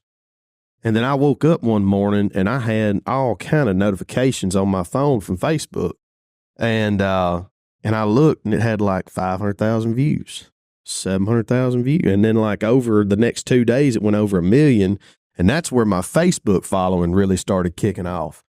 And I was like, well, dadgum, maybe I'm going to keep doing this. See what happens. Yeah. Then you have people start calling you and stuff, and you just like looking around like, what in the heck's going on here? Like, I'm just being a redneck on here, like my normal self, and like so many of us and guys we know. And just it's working out a little bit. Yeah. So I'm enjoying it. I think people absolutely love watching it because I've seen a lot of people share your stuff, and that's what got us interested. I think, Mark, you found it and showed something, but I'd already been watching it. We've watched just about every one of them. It's been an entertaining. I ain't gonna lie. And, I reached out to you and really didn't know. And that's another thing people don't realize is doing what you're doing and doing what we're doing. You never know the response you're gonna get when you reach out to another, social media guy or somebody on TikTok. Like, they could tell you to kick rocks, or they'd be like, hey, let's see where this goes. And that was kind of the deal with us is, I just reached out and said, hey, would you be interested in this? Yeah. And of course, you was like, heck yeah, let's make something happen. And once we figured out you were from Mississippi, we was like, oh, we got to get him over here. Yeah. He's one of us. He's one of us. Well, I think too, people don't realize how good that is for the hunting community, for the outdoor community, just for, channels to collab and not necessarily create content or do anything big, but just get together and like social network. That's the biggest thing. And, we hadn't done that much footage this weekend, but we've talked a lot about growth and everything else. Yeah. That's just benefiting everybody. So, oh yeah. Well, and I think when you put that kind of stuff on camera, even if it's not a ton of content, when you go out and meet new people and stuff, you get to see, and your audience gets to see, there's a lot of guys and gals just like us, and it makes your content better because you become more relatable. Right. You're not just that guy that people find out a year later, oh, well, if you call Trent, you're going to have to pay him $5,000 to get him there. And even though you would accept it. I will. Yeah. Yeah. I mean, I'm more around the 4,500 mark, but I mean, but yeah, I think it definitely can benefit everyone for sure. Again, this is different for us hunting in Mississippi. Did you ever think you would get froze and stuck in a deer blind or in a hunting stand? No, but you learned a little bit of something. I'll tell you what, when you crank a buddy heater up and it starts melting all that stuff on top or it's coming down, it runs down the door. And all that stuff refroze at the bottom of the door, the track, and it just welded it. And so, Michael, he was sitting by the door. I said, all right, son, it's time to ease down or whatever. So he goes, I can't open the door, Dad. We're stuck. I was like, what do you mean we're stuck? I said, just open the door. So I get it and push on it. And I'm like, uh-oh. Michael's going to kick walls down. Oh, yeah. No, he's going to put the boot right through that door. But I had to put some oomph into it. It wasn't like it was just letting you out. So we come back the next morning, and I got him up at, 5:45, and we're out there, well before shooting time. Go up the stairs. The first one thing, we got sketchy, ain't they? Man, I'll tell you what. We had put salt on the steps. We had 3 or 4 inches of snow on top of ice on them steps. And if you didn't watch it going up them, you was fitting to be slipping and sliding, Jack, because it was slick. But we'd knock it all off the best we could and get up there, and you couldn't open the door. We done got in there, and it said you couldn't. I was banging on it, couldn't open it. So we had to go to another stand, and that's when we went to Plantation. It's all a bunch of deer. I'm talking about the first evening. Like the first evening it snowed. Were y'all hunting then? Yeah, I was down here. Yeah, Brian came down, and y'all both shot does that night. Well, it wasn't too bad that night. The temperature was dropping, sleet was just kind of starting. But overnight and that next morning's when it got to rolling. And we counted, 26 deer one evening out of Crossroads, 24 deer out of Plantation the next. They were everywhere. And it wasn't like you sit and waited. It was every 15 minutes you were seeing some deer. It was weird, because when that stuff first came in, it came in a little north of us a lot faster than it did here. And it was really just sleeting and a little freezing rain and stuff like that. But the wind was cutting up pretty good. Those deer were so spooked by that the ones that I seen, they were so leery about coming out in the food plots and stuff. They kind of stayed back for a minute checking everything before they ever came out, and we'd been seeing them on camera, all week. But anyways, there was several bucks that came. There was 3 bucks that came through that evening. Dude, they act like they didn't know what to do. Like they didn't know where to go. They were like looking around scared of everything. They was looking for the milk and bread. Milk sandwiches. Well, we saw the same thing that evening. I had Colin with me. We were going to try to record, and the deer that hit the field, man, they were skittish. I don't know what was up with them. I guess it's just like not knowing what's going on. Yeah. I know they can tell when there's a weather change coming and stuff. That's just something wild animals know. But, I guess all the wind and just not being that common around here just kind of throwed them off. But they were definitely leery and didn't want to act right anyways. I was really wanting to look at that buck a lot more than I did, but he didn't stay very long. He was a big old freaking 6-point. I hadn't seen him yet. We hadn't seen that other one you seen out of that same stand. There's been 2 or 3 different bucks that have showed up just out of the random there, Probably should have went ahead and plugged that one early in the year, probably. But, oh well. And that's what we were talking about the other day, seeing that big wide 8-point, you're trying to get Michael on. If I saw him, right now, this late in the year, I don't know that he done made it this far. I don't know that I can shoot him. Yeah, he's got what, 7 more days? Yeah, like he's almost made it, and he just needs. He better lay it up this weekend because Michael's coming back this weekend. He ain't had no luck this year though. He ain't shot anything. He's been selective. I mean, he could have shot some little bucks, but you had a pretty busy weekend too. Yeah, I want to know all about the handicap hunt. What all went on first round? Man, I think this is my 4th year, and it's like I guarantee I get more out of it than they do. It's yes, I'm missing rut. Yes, I'm missing sleep, but I don't regret. You look pretty tired. I don't regret a minute of it. So you got out there Thursday? I carried the trailer down Thursday, stayed Thursday night, and come home Sunday night. And that's you stayed the entire weekend? Never left. Yep, stayed there, and you pretty much getting up at 4 o'clock in the morning, and by the time we settle down, it's 10:30 at night. When did folks start getting there? Some of them was there. When I got down there early Thursday morning, I mean, it was trailers, campers. Someone staying in campers. They've been there first part of the week probably. It looked like more people in campers this year than it was last year. Was it more locals or was it people from all over? We had, I know two guys from around Biloxi, Gulf Shores area. Young man from Texas or Louisiana. Mark actually talked to them some too. They come back again. Some guys drove back Sunday night after hunting. 8.5 hour drive. Yeah. Wow. I think like maybe 3 guys. They come as a group from Texas, several around Mississippi. Guy carried out. One guy's from Boonville. One guy, he's from Memphis, and his dad was from somewhere in Louisiana, and they come up. No, it was probably. So did y'all feed them Thursday night?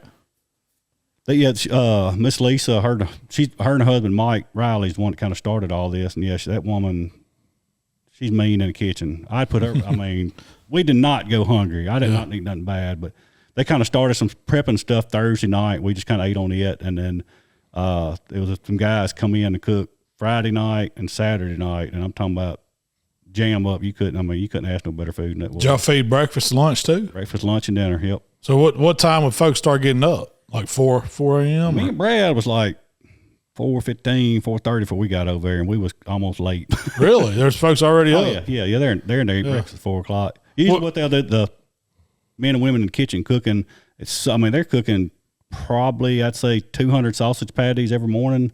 Before you go hunting? Right. So what they'll do, they'll cook a lot of it the night before and warm it back up on the griddle or the oven the next day. Yeah. You'd be up at midnight start cooking like that. And I do sausage, biscuit, eggs, bacon. We done smoked sausage. I mean, you're not going to, if you go hungry, it's your fault. So y'all feed them up and then take them, put them in stand? Yep. And then someone come out at lunch, someone would carry them lunch. And like I said, them guys, all them hunters are tougher than me. They're in the wheelchair and they'll sit there from daylight to dark. Really? They don't want to leave the stand. A lot of them will. Yeah. A lot of them will. But it's So did you get to help some people go to a stand this year? Yeah, I had 2 guys that carried out first day, or the man and his the son and her father, excuse me, they was in one stand, and I had another guy, me and his son carried his dad out, and he hunted by himself. But I think it ended up being 30-something hunters total. So you're looking at 32, 33 hunters. Probably close to half or more is going to have their father, brother, or wife, or something like that sitting with them. So you're 70 people probably feeding. So I didn't know this so I didn't get to go down there till Sunday afternoon. But I didn't know this until then. I was talking to one of the park rangers, Rob.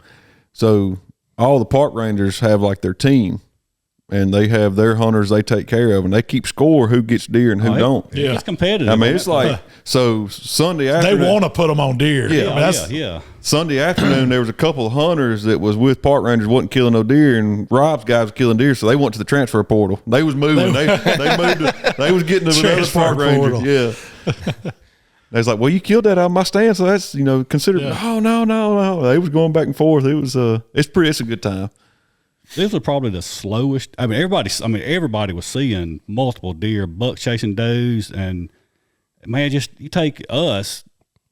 I mean, we can move around pretty daggum good, and if you got your gun sitting there laid across your lap, and a buck comes out chasing doe, man, you got to be fast to get on it. Well, these guys, like I say, most of them are paralyzed or something from waist down, arms down, so they've got shooting devices or somebody's helping them shoot. Man, I guarantee it's a struggle for them to get on. Things got to line just right. Yeah. But it don't matter if it's a 50-pound doe or 200-pound buck. You would, I mean, it's trophies. So how many deer do you think we're taking? I didn't get the exact count, but I would say probably between 12 and 15 this year. Okay, well, that's, and usually that's one night. Yeah, that's one day usually, but the lake bed's down, and man, it's a jump. I wondered how that was going to affect things with the lake on such a drawdown. Like, I mean, it's empty. Yeah, it's empty. Oh, the deer have so much places to go. There's new growth, and I mean, it's nothing but what's that? Tea weed, coffee weed, whatever it is. Coffee beans. Yeah, coffee beans. I mean, that whole bottom. Ain't nothing but beggars' lice, coffee beans, and kookaburras. That's probably all that's out there. Deer love it.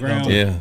My buddy Brad, he came down there. He was just walking around. There's a point coming out off the campground. We're not 100 yards from where we're all sitting around a fire pit, and it drops off in the lake bed where all that brush and stuff's at, and the coffee weed, beans, or whatever it is. Heck, you jump 3 deer just right there. If it was legal, you could sit right there on the point of the campground and probably shoot all the deer you wanted to shoot. Really? Moving through? Yep. So it's see any good, sure enough, good ones? There were several hunters that seen the same buck, and he was chasing does every time, and they said he was a sure enough good deer. Yeah. It was one that we got shot, and we tracked it, and we did. I don't think it was hit. I don't think it died. It was just a graze or something. We found a couple of drops of blood, and that's it. But that was probably the highlight of the whole weekend. This young man, I'd say. He's my age. Yeah, he's probably late 30s. Mid-30s. Yeah. And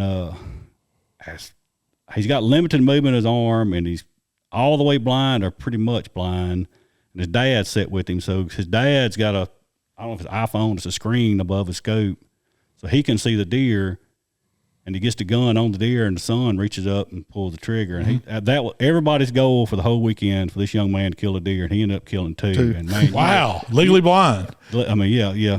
You would have thought. I mean, we gave he comes every year, don't he? And man, between the hoodie and the deer, you'd have thought this guy. And I mean, he was on point. It was good feeling. Tell you what, Jamie gave a guy some advice, not literally, and the hunter took him literally, and he had tell him about that. Yeah. Keith, I wish I could get Keith up here on the podcast. I believe it's a nerve disease he's got. So over time. It just body steady shuts down and gets worse. He's permanently in a wheelchair, and his speech is a little bit off. If you would have met him, you'd probably think he was drunk just the way he sounds. And he is. I'm talking about absolutely hilarious. Yeah, he's hilarious. Around. So I was just kind of messing with him. So he's like, man, he said every deer I see, they come out to the left side of the blind. I'm looking to the right. He said, if I'm looking to the right, they come, vice versa every single time. And I would kind of just joke with him. I'm like, just carry 2 guns, put out. One out the left, one out the right. How you did? It might not be legal, but he said, I think I'm going to do that. And he did. He carried 2 rifles. He had a muzzleloader out one side and a rifle out the other. 35 Whalen out the other. But no. Did he shoot anything with them? He scared them. He shot out. Oh, so he fired both of them. I don't think he hit anything. I mean, man, I'm sitting there, and that's what me and, like I said, Brad, this is Brad's first year with me down. He hung out. He stayed in the whole time. And me and him was talking, I'm like, I'm up here griping because I got a headache and my feet are tired. Yeah. I'm like. Dog bit him. Yeah. Dog bit him. Dog bit, yeah. You got to tell that next. And, so, them guys, can you imagine the upper wear and tear on your upper body, grabbing hook to side by sides, pulling in, getting out, getting in the Because you don't have special side by sides. You just got I mean, we're pretty much, shout out to Seth Woot and all the guys he had. We had, probably 20 side by sides. 20 or 30 side by sides. Every hunter was taken care of very well. Yeah. They're struggling from a wheelchair. You're sliding into side by side, or some of them we carry out, and we got trucks we can carry them out in, and they're getting from the wheelchair to the truck back. I mean, I couldn't imagine how wore out and how tired they are after 3 days of doing that. Yeah. And like I said, I'm over there griping because my feet hurt. I mean, it's just because you got up early and stayed up late. We take so much junk for granted. That's true. We have to go out and hunt. Some of these guys, this is the one and only weekend a year they get till next year. Yeah. But no, man, I'm telling you, if you even question and think about wanting to go be a part of it, it's unreal. So how did the dog attack happen? So it's a dog that's been out there every year that I've been down there, and it's probably X-rated, but this dog has got a package on the back that hangs down about 8 inches. I'm talking about it. Give a bull a run for his money. Yeah, it just swings back and forth, and everybody it's kind of. I mean, it's almost when the dog walks, it almost passes it. Yeah. Well, the same lady come up to the dog, and I'm like, well, it's missing something. Maybe she got a new dog. I said, you got a new dog? She said, no. I'm like, well, he's missing. So the dog He's definitely missing something. Yeah. So the dog come up to me and Brad, and I pet him. Brad pets him. We're like standing there talking for 5 minutes. What kind of dog is it? Man, I don't know. That thing's, heck, he's probably stands. It's almost waist high, probably. He's a big dog. Yeah. And so, we're standing there talking 5 minutes to the lady and talking to the dog, whatever. Brad leans over and like pets the dog, like, see you later, buddy. And man, that dog grabbed him right. I'm talking about, it got him good. I mean, his hand, it didn't ever really like, it broke the skin just with the teeth a little bit, but man, his hand was swole up. I mean, like all weekend, Brad avoided the dog. We're not petting the dog. Avoided that dog. I don't care if it's a Chihuahua, what it was, Brad wasn't petting it. That's a lesson learned there. Don't mess with no stranger's dog. I pulled up down there Sunday. We cooked jambalaya Sunday night. And You brought the big pot? Brought the big pot. And I tell you, jambalaya is good. But to me, the bigger the pot you cook and the more ingredients you put in it, the better it is. I mean, it's so much better cooking 10 pounds or 20 pounds versus a little Dutch oven on the stove, But I pulled up and there was one of Park Ranger's trucks sitting there, and man, this thing looked like it's been through hell and back. I mean, That's probably the truck I was driving. It was. It was mud. I mean, it was mud caked all up, mirrors folded in. I mean, this truck been tortured. And I get out, I was like, daggone, what'd they have? Jamie's like, oh, that's the one I've been driving. He done tortured this freaking F-150 down there. What did you do? Run through the woods? No. So Rob and the Corps down there done a very, very good job. Most of the stands in the fields, they almost got limestone going to it. Some of these guys are big guys. They're 200, 300, 400 pounds, and they're getting a wheelchair. First thing it does is mire up. So they trying to get limestone or some kind of hard surface to all the stands. Well, this one particular stand was on the edge of the field, and it didn't. So I had it was a guy. He's probably he's 51. And he played. If I'm not mistaken, he went pro NFL football, and that's how he's paralyzed. Well, I say he's not paralyzed. He's very limited movement on his lower legs. Thank you. What'd you say? He played for Seattle? Colts. I thought you said Seahawks. I think he said Colts, I think. One of the two. And he's got a pretty bad injury from football, and he's a big man. He's strong as all get out. He's a big man. So it's him and his dad. I carried him to the stand. Of course, I'm in the truck, and the other guy carried, he's from where is it? Just south of Boonville, starts with the M. Can't think of the town. He's been down that way, him and the son. Well, he's got a trailer that he hauls his wheelchair in. So I had it behind the Ranger truck and get around there. Man, I'm talking about that field, and that little bit of rain made that field just rotten. So you have time, 2 trips in and out. That was the last trip for the truck. F-150 got a good transmission. That's the last trip for that one. But you're talking about eating good. We ate, Friday night, I had pulled pork, ribs, chicken, beans, slaw, potato salads. None of that was bad. That was great food. Then they cooked, I think he said 96 ribeyes for everybody Saturday night. That's a ribeye cooking right Gene there. Bowling. Yeah, him. Ribeye Wranglers. Them guys. I don't Glenn. know. Glenn, excuse me, not Gene. Yeah. Glenn. All them guys, man, to feed that amount of people, and we've been around the barbecue world. We've ate, and man, I'd have put it up against any contest with them. They went top notch and didn't hold nothing back. People don't realize you start cooking that many steaks to get them all consistent. That's a privilege. Like that's tough to do anyway. So Like cooking them to order. Like you want yours rare. You want yours. They was all pretty much a good medium. Yeah. Like I say, it was nothing they put out all weekend long from Miss Lisa in the kitchen and all them guys. It was nothing. We didn't have nothing bad as far as food wise. It never fails when you cook jambalaya. You pour all that broth and stock in there, and they're like, man, you making soup. That ain't going to turn out. I said, just put the lid on it. Come back in a minute. Man, you come back and it's all fluffed up. Big old puffy rice. Man, it was good. Did they go through a whole pot of jambalaya? No, we had probably two full-size pans left over. Yeah, I cooked way more than we needed, but it's just easy. 10 pounds of everything and throw it in a pot. That's a never-fail recipe. It'll work. Well, I'm ready. So y'all doing it again this weekend? I'll be leaving again, going down to Thursday night and stayed again to Sunday. Did you leave your camp down there, or did you pack everything up? The trailer down there. Yeah. Everything's pretty much good to go. So y'all will be hunting Friday, Saturday, and Sunday one more time? Yep, and hopefully new group of people, you think, or some of the same ones? Yeah, it'll be a couple, like the guys from Texas. They're driving several hours. He usually stays. He gets hunt both weekends. It also kind of depends on how many applicants we have put in, to hunt, but. Hopefully they don't have to turn anybody away. No, so I got to meet the guy, one of the chapter leaders from Hope Outdoors, and he was very he gave us a bunch of leads to go to build it from this year to next year already. And I'm going to try to meet up with him. And I mean, the way they do is totally different than how we do, as far as we're hunting the core land just for mainly for population and deer control. Yeah, that's the main goal. I mean, that's the main goal. They want people to experience hunting that don't get to, but they still doing that to help control deer population apart. See, on Hope Outdoors, they have like a central chapter, I guess. It's a lot of times at a church, whatever.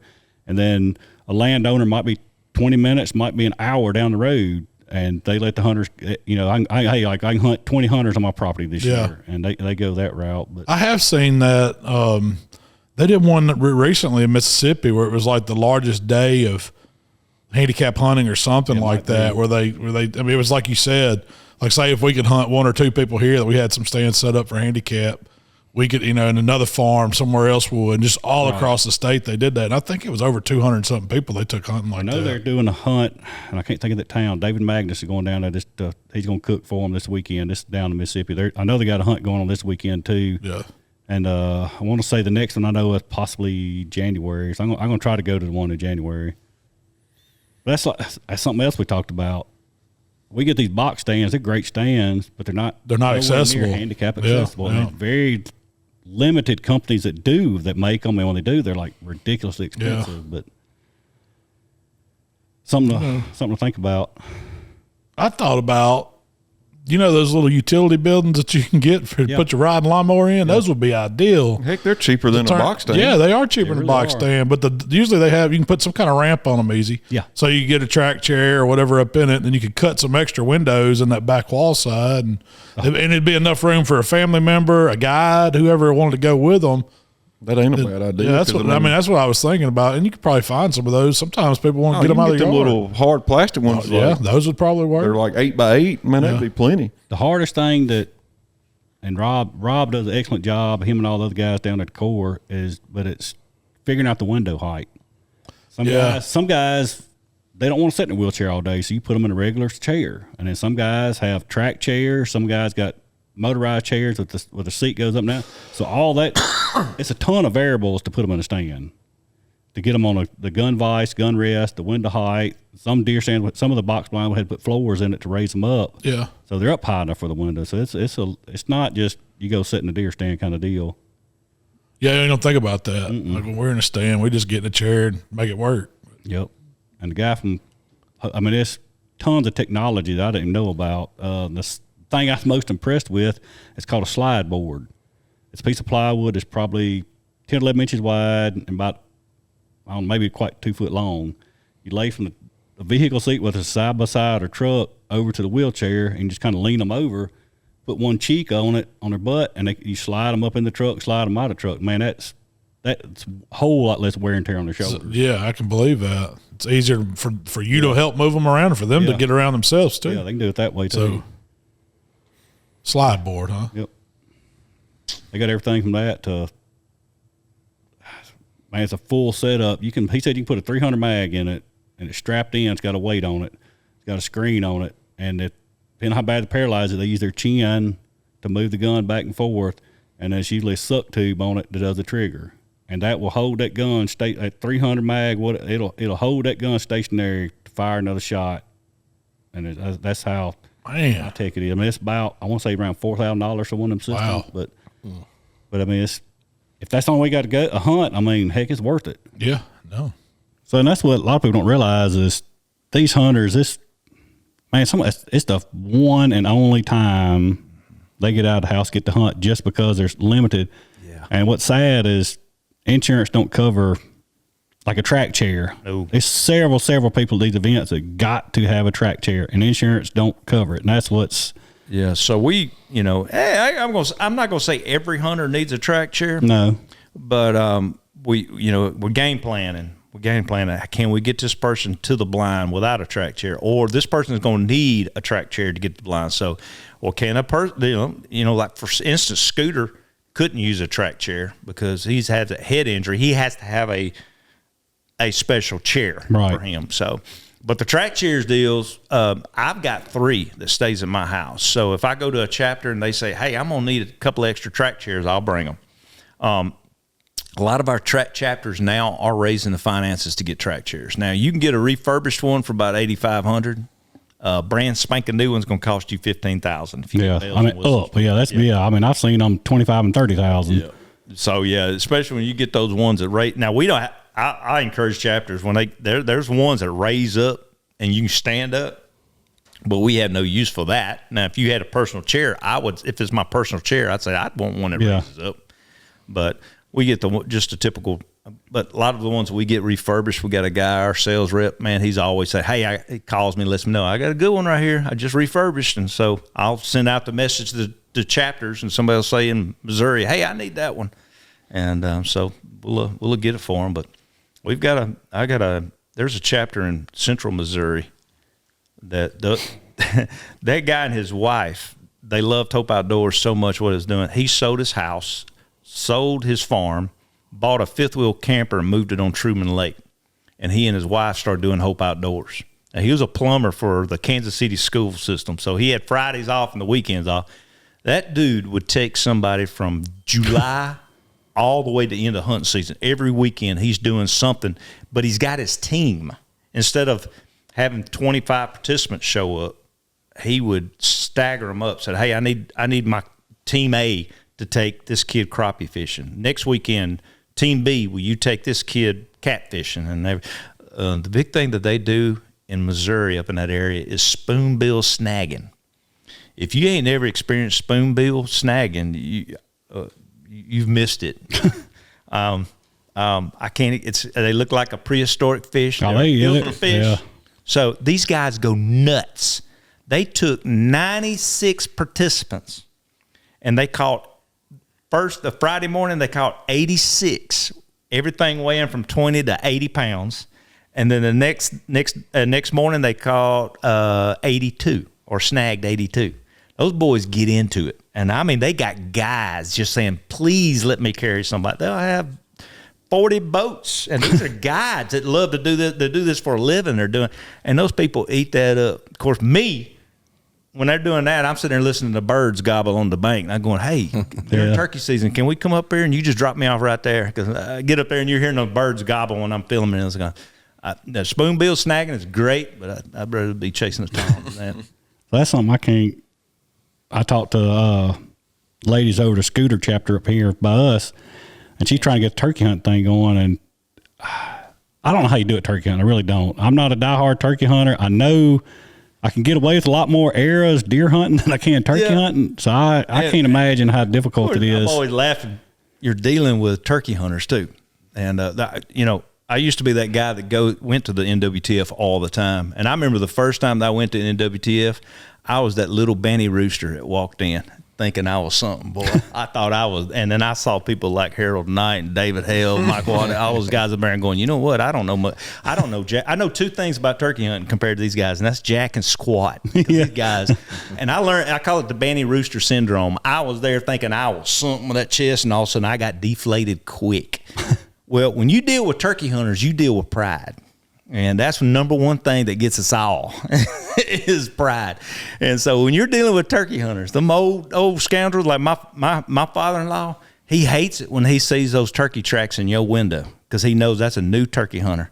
And those are the guys that used to hunt back in the 70s and 80s when nobody turkey hunted. It's driving them up the wall now that they can't get their public spot now because there's so many people there.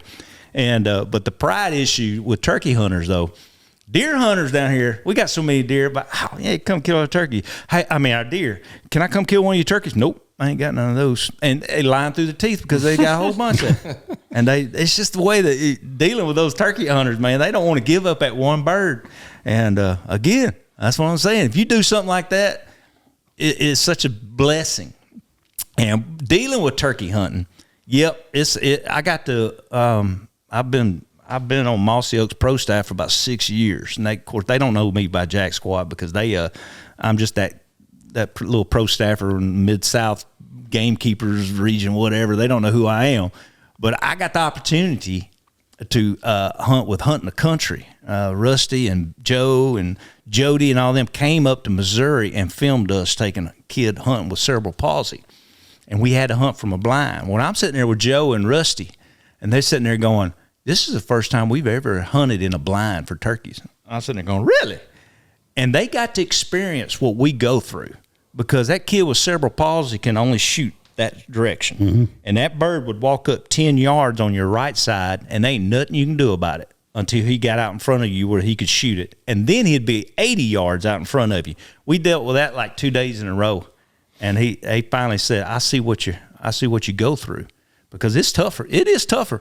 But thanks to the track chairs now, I'm telling you right now, I hate hunting blinds. I'll tell you that right now. I cannot stand. My kids now are 10. They're finally getting to the point, my twin daughters, I can get them out of a blind. I'm so excited about this point in our life, because that's all I do is hunting blinds. But it's when those track chairs, those are mobile blinds. I got a rail I will put on that front of that thing, and we'll take off after a bird, and I'll throw a canopy over you on the front of it, and you're sitting behind that thing. It's like a mobile killing machine when you're behind that thing. They just put that gun on that rack and wait for that bird to come down that road or whatever.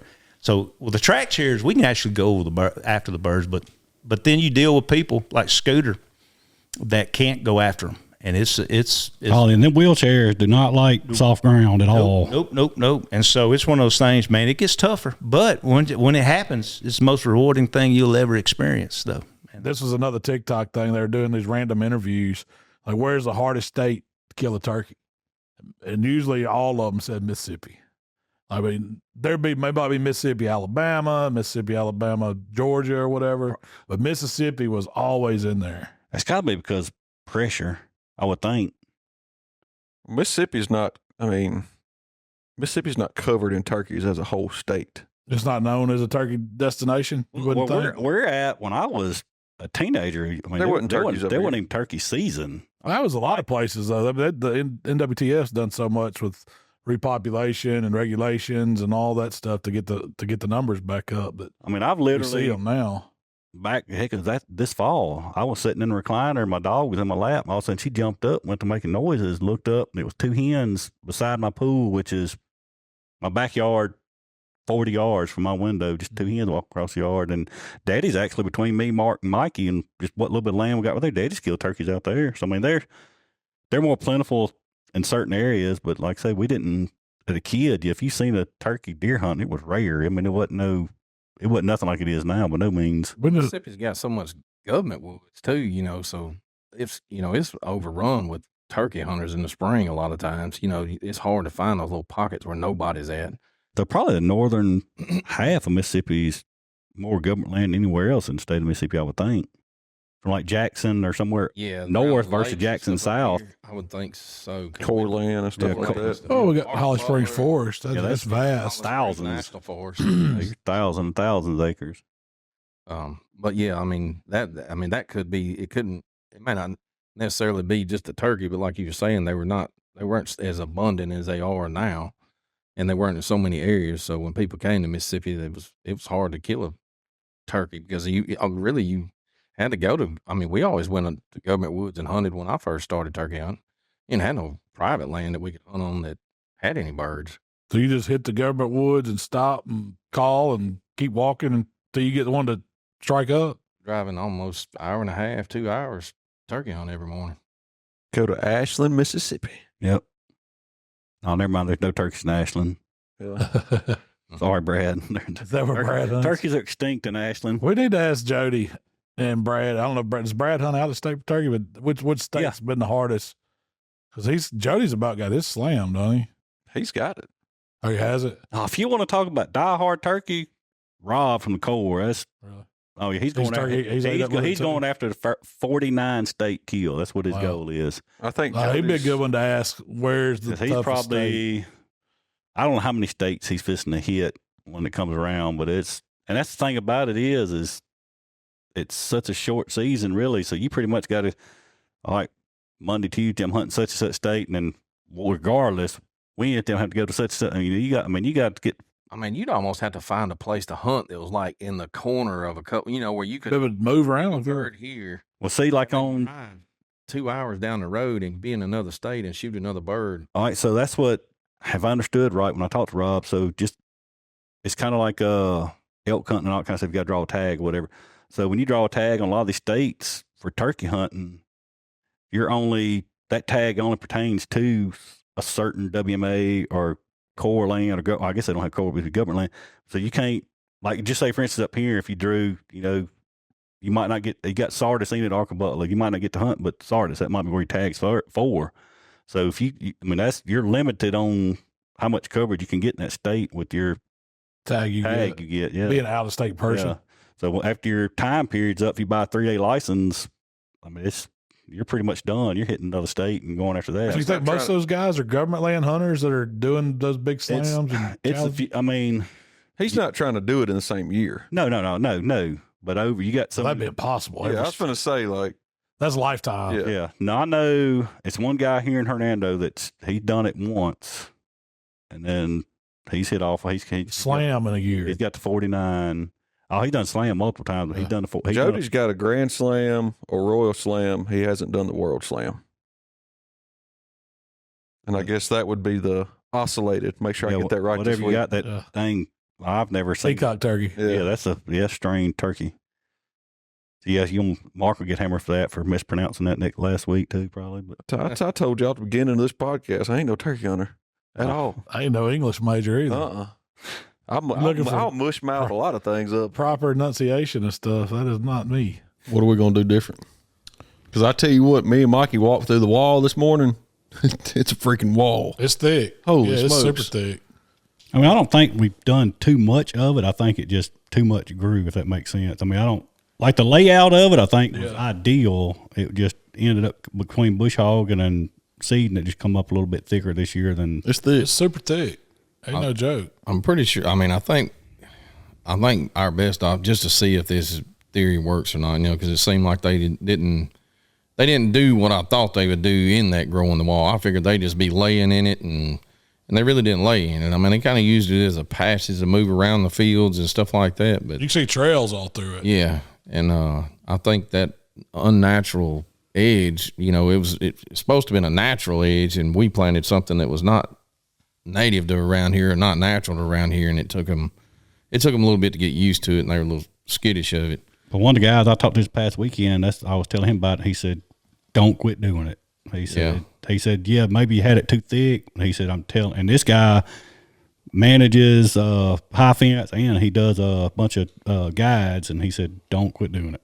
Did you say not to quit doing like the Sudan grass and the I just said growing the wall, and Sudan grass. The only thing I can remember off the top of my head we had. He just said we probably just either put too much seed out, or it was seed left from last year that we put back over and it come back up. But he said, you don't quit doing it. Well, that was our thoughts. We were going to try to let the native, I'm just like Johnson grass, whatever would grow, and just let it grow in those places and see how it did. Because some of those seed heads that are out there, there's still seed on them. I was thinking just bush hog it down and whatever naturally comes back up. With it. Give it a shot at that. Yeah, so it'll be a mix of sage. Would you fertilize it? Probably not. One thing that made that take off is we fertilize lime so much. Yeah. And when you fertilize that stuff or lime the ground's right, man, that stuff we thought it was going to do 6 to 8 foot. Heck, it was 12, 14 foot in places. It's like a jungle. Well, did you notice this morning we walked through it, and I guess with all that rain last week, South Trump Field probably had water standing in it. Yeah. And man, it was like seed heads on the dirt hundreds and thousands. It looked like you poured it out of a bag. And I guess it floated out of that growing the wall, and it was the whole 4-wheeler trail was just covered in them. So what's that going to do for the turkeys? Because I figured they would like to move through that. If there's seeds and stuff. The birds, when you go out there in the evening and early morning. You don't see a bird when you deer hunt, it's something wrong. It's like National Geographic. They are everywhere in it. It's thousands of them. Yeah, they like that. The birds definitely like it. So, I figured the turkeys would probably get in there and mess around. But we got on up, and we were out there. We were at the gate. It was I would say it was 6:30, which it was still probably 5 minutes before legal shooting light. Yeah. I think sunrise was like 7:04, 7:05. And so it was probably 6:30, right in there. But we came in, we saw somebody else, the neighbor beside us was at the truck kind of looking back our direction of ours. So we didn't know if he'd done, got one he heard or what he was doing. So we ended up going on up the road and going in the other gate, second gate. And You want to take over from right there? Yeah. So we get up to the top of the hill at the second gate, get in there, and we hear one kind of really far off. I mean, it was really faint, but he was kind of down at the end of one of our fields. So we kind of knew we just really wanted to get down there and try to get closer to him and get a kind of pinpoint where he was at. So we jumped on the 4-wheeler and ran down there real quick, got kind of, on the far end of the field down there, and I got out and owl hooted again. Well, we had one gobble up on the hill. He gobbled straight up the hill from us, up in the woods, probably a couple 100 yards maybe. And then we had some gobble way down the field on the neighbor's property on, I don't know, how far you think them were, 300 yards? Easy. I mean, had to be. They were ways off. Yeah. You could tell it was more than one gobbler because one would hit and the other one would hit, so. Anyway, they were hot. Yeah. They were hot that morning, which it had rained the whole next day, so they had to be quiet. So they were probably ready to get real vocal the next morning.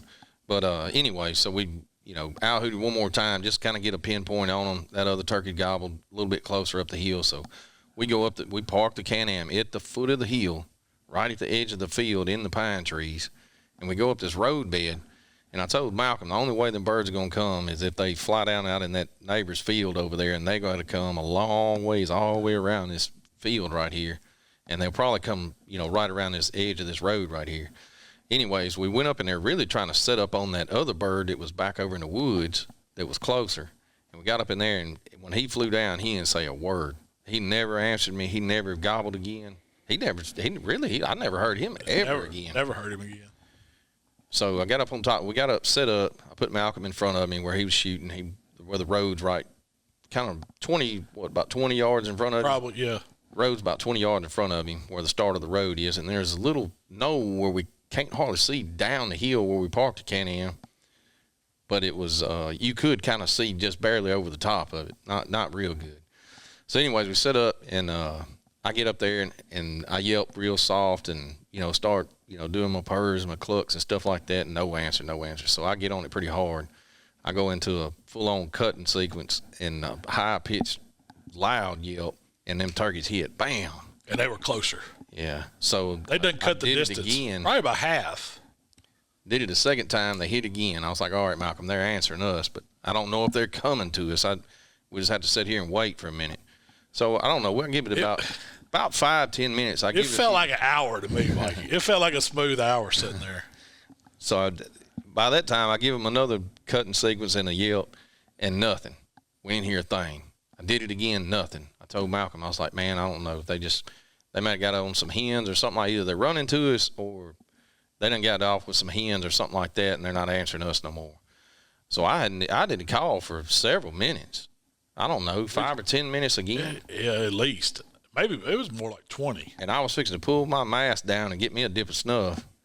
And them turkeys gobbled 70 yards down the hill, standing at the tailgate of that freaking Can-Am. They had to be in between it. If they weren't right at it, they were in between us and it. Because I couldn't really judge distance. I just know it was one of them that your neck hair stands up. When they hit, I was like, oh. Because it got real. Because I ain't never killed a turkey. I mean, I've been turkey hunting a handful of times. And that was the first time that turkeys were actually coming that somebody was calling when I was turkey hunting with them. When you had a gun on them. Yeah, when I had my gun. And so at that point, I don't even know if I had my mask on either. And Mikey said, get your gun ready. They're coming. And so, all of a sudden I'm, still shaking a little bit, got my gun up on my knee, sitting there on that old pine tree. And sure enough, around that little knoll that we saw, I see that old head bobbing up the road, and that's all. I can't see his body. I can't see if he's got a beard, and I'm on him. I'm on his head right then, and I could have killed him. I could have shot him. It was probably a closer shot, actually, because I didn't have anything in between me. I had a good little, 5-yard gap, straight shot to the road where that turkey was, but it was still covered up. And I think you whispered to me, does he have a beard or look for a beard or something? It was something like make that. Make sure he's got a beard before you shoot him. And I was like, I can't see. And then he turned around and went back the other way around the little hill. And at that point, I kind of knew he was going back to the right. So I had me a place where I could move. So I just kind of shifted around that tree, got my gun on another little opening over there back to the right. And about that time, Mikey said, I see him. He's got a beard. If you see him, shoot him. You said something like that. Shoot him when you see him. Shoot him when you see him. I seen the front gobbler. He'd come up in there looking for me because he kind of stepped in there and he was one-eyeing, looking up through the woods, looking at me, and I could see his beard hanging down. You know, he had 9 inches or better beard. And I seen another one to the left, you know, seen his head move over that little berm, but just barely. So I knew there was 2 gobblers there. That's all I seen was just 2. So I told you, I was like, shoot that front gobbler. So, and I only saw one at a time. Now, I don't know if it was the same bird or what, because I was just seeing a head. So as soon as I saw a head hit that opening, I took my shot, and I was like, it was going through my mind. I mean, head was there, but I mean, it was one of those. You know how, Jamie, you were saying you look down the bead and at 30 yards, it's still hard to see. Yeah, a little bitty bead will cover head up. Yeah, so I had it. He was just full blown covered up. I mean, there was no way that if I shot down through there, surely one of them pellets was going to hit him. Well, there I go, boom. You know, I let it go. That joker rocks me, and one bird just immediately gets up and flies off like something flushed it. And another bird takes off to the right up through the pines, and they're just flapping. And the whole time I'm like, damn, I just missed this turkey. How did I miss? Malcolm said, I think I missed, Mikey. I think I missed. Well, at that time, I'm thinking he missed because I seen the turkey fly back to the left, and then the one run off the front when I told him to shoot, ran off down in the gully next to me and was putting running through the woods. And I was like, dadgum. I was like, you sure? I was like, man, dadgum. So you jumped up and got out in the road. I walked out in the road, and the turkey's looking at me at 30 yards. And you don't have a gun. Beard, standing there staring at me. You don't have a gun. I ain't got a gun. He's running down the middle of the road. I mean, just straight away from him. And you could have just smoked him. Boom. And I'm focused on him. I start running down the road a little bit, and I was like, well, and I turned around and looked at Malcolm. I was like, you sure you hit him? And he was like, I don't know. I said, well, I mean, I don't think he looked crippled. He was running pretty good down that road. Well, I took another step, and behind that berm, I seen this gobbler laying there. I didn't know there was 3 of them. Yeah. So I didn't say nothing to him just right at that moment. I looked over, and I was like, well, crap, he killed the freaking turkey. Here it lays right there. It wasn't flopping or nothing. It was dead as a hammer. So I finally make my way across the little ditch and feelings in hurt. the road. I'm like, I done screwed up, man. I rushed it. I should have waited. And Mikey's going, which way did you say they went? You know, did you see him to fly off? Did he look hurt? And he's saying all this to me, and I ain't got down there yet. And I was ready to blood trail one. Oh, yeah. Well, I got my head down. I asked him, I was like, how many turkeys did you see? He said, it was 2. I seen 2. I said, well, one ran that way and one run down the hill. You sure it was 2? It wasn't 3? And he was like, I didn't see but 2. I said, well, what about this dead one laying up here? And at that time, man, it all set in on you because there ain't no feeling like that. I didn't get to see them blow up. I didn't get to see them strut. It was all, you heard them closing the distance and heard them gobbling on you coming in close. And then when they finally come in and you see something, it's like that's the biggest adrenaline rush. I mean, I've seen a lot of deer in the field. I still get excited when I see a buck. I don't care what size he is, but there ain't nothing like that rush when that bird's bopping and he's looking for you. I mean, he is trying to pinpoint you. And he popped his head up and you shoot and all of a sudden you think he's gone. You don't see him. That's a low feeling. He went from the lowest low to the highest high. But then when it set in that I got him, man, it was like it was amazing. I mean, I think that's in everybody's mindset. Well, I'm shooting a shotgun. There's no way this big a bird I can miss. You can't miss it. Yeah, can't miss it. But I mean, I was shooting through some stuff. I mean, it wasn't like it was just a clear sitting on a bench shooting at a paper target, something like that. But I tell you what, I did not feel that gun at all. And I'd shot it a couple times for a video that I did. You felt it in that video. Yeah, it was a jaw rattler for real. But I mean, you feel it. You feel those loads. But when you shoot it, I guess there's so much, adrenaline running through you or whatever. You don't even think about it. You don't even hear it most of the time. No, I mean, it wasn't loud to me at all. Gunshot or nothing. But once again, the neighbor, he shot me a text. It probably wasn't 20 minutes later. Did y'all shoot? And he had heard, and he had to be, man, a long ways from us. But because he had shot 10 minutes after I shot, and we didn't hear it, but he got another bird there too. So it was a good, man. There's nothing like it. I can't say thank you enough for calling that bird in for me, Mikey. But the first turkey, man, I'll remember that forever. He didn't have no rubber call out, did you? No, I didn't. I didn't even take Jamie. I didn't even take a call, man, because there ain't no use in. Now I've done ordered me a slate call and got me some mouth calls I've been playing with, and I make the god awfulest sound you ever heard on. A slate call is not bad learning on. They're pretty simple. They're pretty much making circles. I got me some chalk in a box, and I'm ready now, man. I'm telling you, I got a new love for springtime because there ain't nothing like when those birds are gobbling and you know they're coming to you. Now, we went again this morning and we heard some gobble, but we didn't get anything really to play with us or anything. And I can see how you know, doing that, it kind of does get a little boring, or you get frustrated. Yeah. I mean, that's one thing. That's what I told Michael. When we took him that day, I said, "You see why it's called chasing turkeys, don't you? It's not called hunting turkeys, and it's not called killing turkeys. It's called chasing them." And so you go all season, you don't shoot a buck, and now you're wondering you ain't seeing those deer. Like, those deer disappeared off camera. Ones that I know that we've been looking for, and I've seen multiple times, like that 8-point. I was trying to get Michael to shoot. He's gone. I don't know if somebody killed him that last weekend.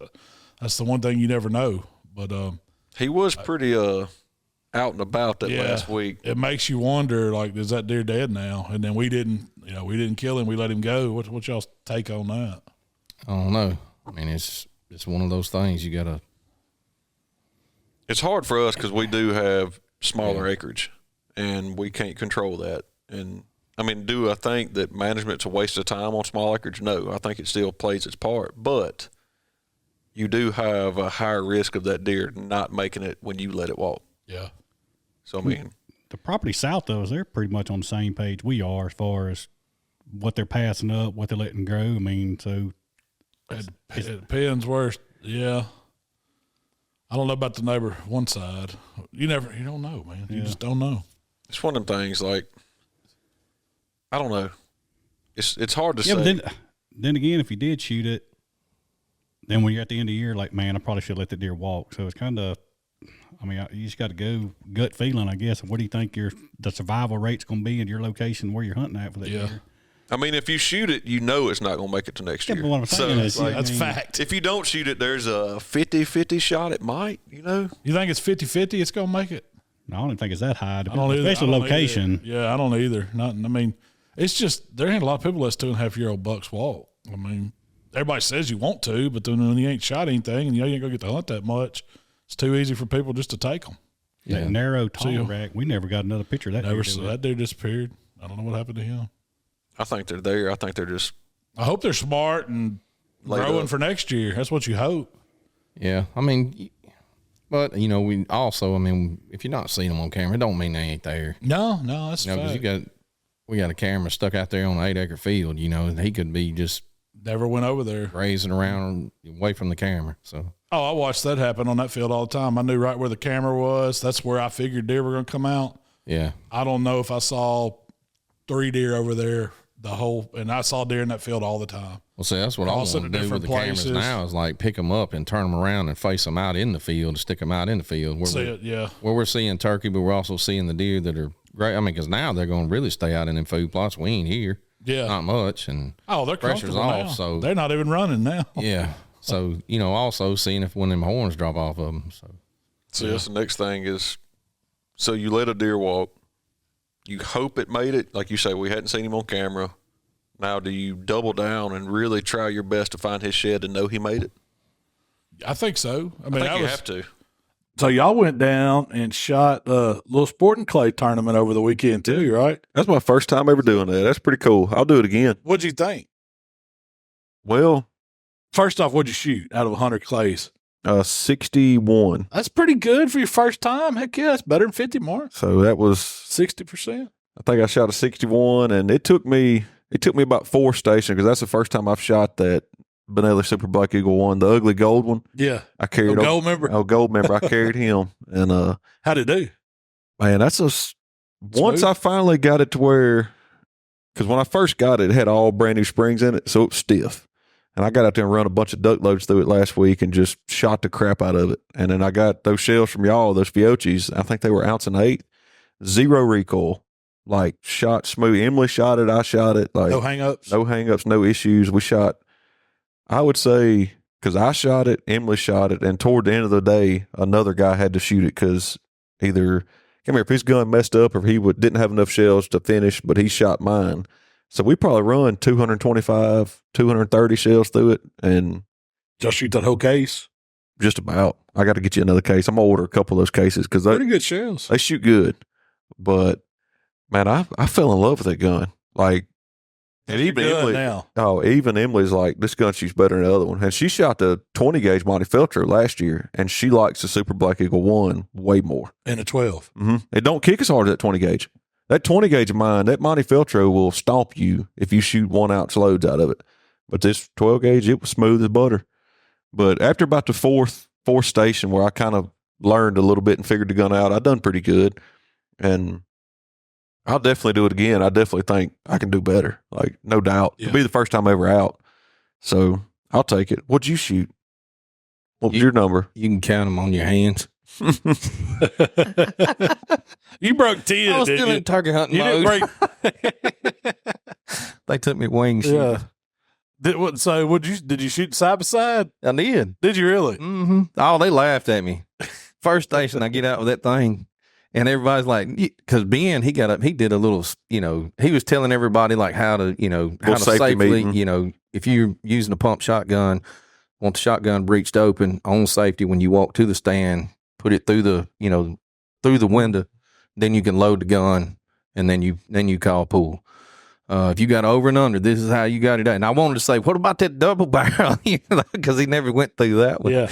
So the first stand I get to, I walk up and them kids are like, you got to be kidding me. There ain't no way. I said, just stand back, watch, boy. Papal double barrel.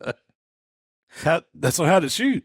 I did all right with it. It did okay. But I did take wheels over and under too. So I had 2 shotguns on the cart because I didn't know. I mean, I knew some of those stations, man. That one down at the bottom, that was a 65, 70-yard shot. With a skeet choke and an improved cylinder in that over and under, man, that's a stretch for that one that was in that bottom. I stood there and watched 4 different groups of people go through because that was our next to last station that we had. See, that's where we started. Yeah. So right out the gate, we had one hard one. Yeah. And I stood there and watched. The most I seen anybody break, I think they broke 2 skeets. Out of that one, really? Out of 8. Man, that's tough there. Yep. And everybody missed all was it one that was throwing it across the bottom? Yeah, it was throwing. They had 2 that crossed, but they were at the very back of the field. I mean, no joke, from the ground, I'd say 70 yards probably. Yeah. True pair or no, it was a repeat. It was a repeat. Yeah. So once they throwed one, it came from kind of over to your right, went all the way across in front of the stand high, and it kind of come over here. I don't know. It was about 30 yards out is where it run out of steam and pretty much just fell on the ground. Yeah. It was about 30 yards from you. So when you had to wait on? You had to wait on that one. If you didn't, I mean, you were shooting, like Mark said, I mean, you were shooting out there 50 yards or more at that one. And then there was another one behind it. As soon as you fired at that one, they pitched that one, and it never got closer. It just went straight across the back of the tree line back there. And I think I hit one, and I think Emily she outshot me on that station. She done good on that one. See, I didn't bust but 1 over there. We had 1 guy bust 2 that was in our group, and that was it. Was that the hardest station, or do they have any harder ones than that? I would say the hard ones, but that was probably the hardest because I couldn't judge how far to lead it because it was so far. Like when I first shot, I was leading it in my mind looks like 1.5 2 foot. And needed to be 4. Need to be 6 probably 4 of it. Yeah. That's one thing I've learned taking watching the kids shoot with school teams. I never realized when those coaches tell them to lead them, they are leading those skeets that much.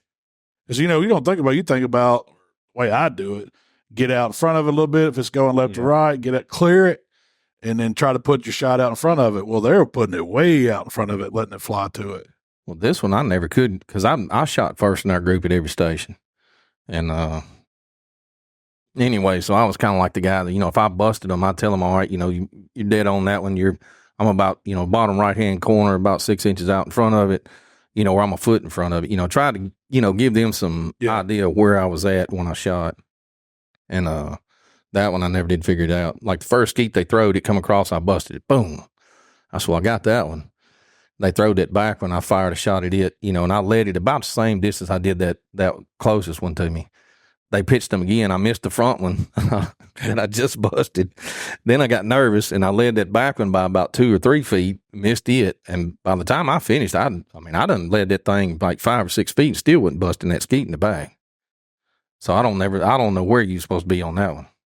That's the trick to it, man. Learning where you can bust some things. I never thought about this. When you think about shooting a shotgun, you think about your pattern, and you think of in your normal mindset, you think of it as just a flat pattern going, but you got a shot string that's this way and that way. So you're throwing like a wad of stuff out there. It's not just like all the shots going at the same time. You got some that are 2 or 3 foot behind it. So to figure all that out to where that skeet falls into your shot string is tricky, especially at that distance.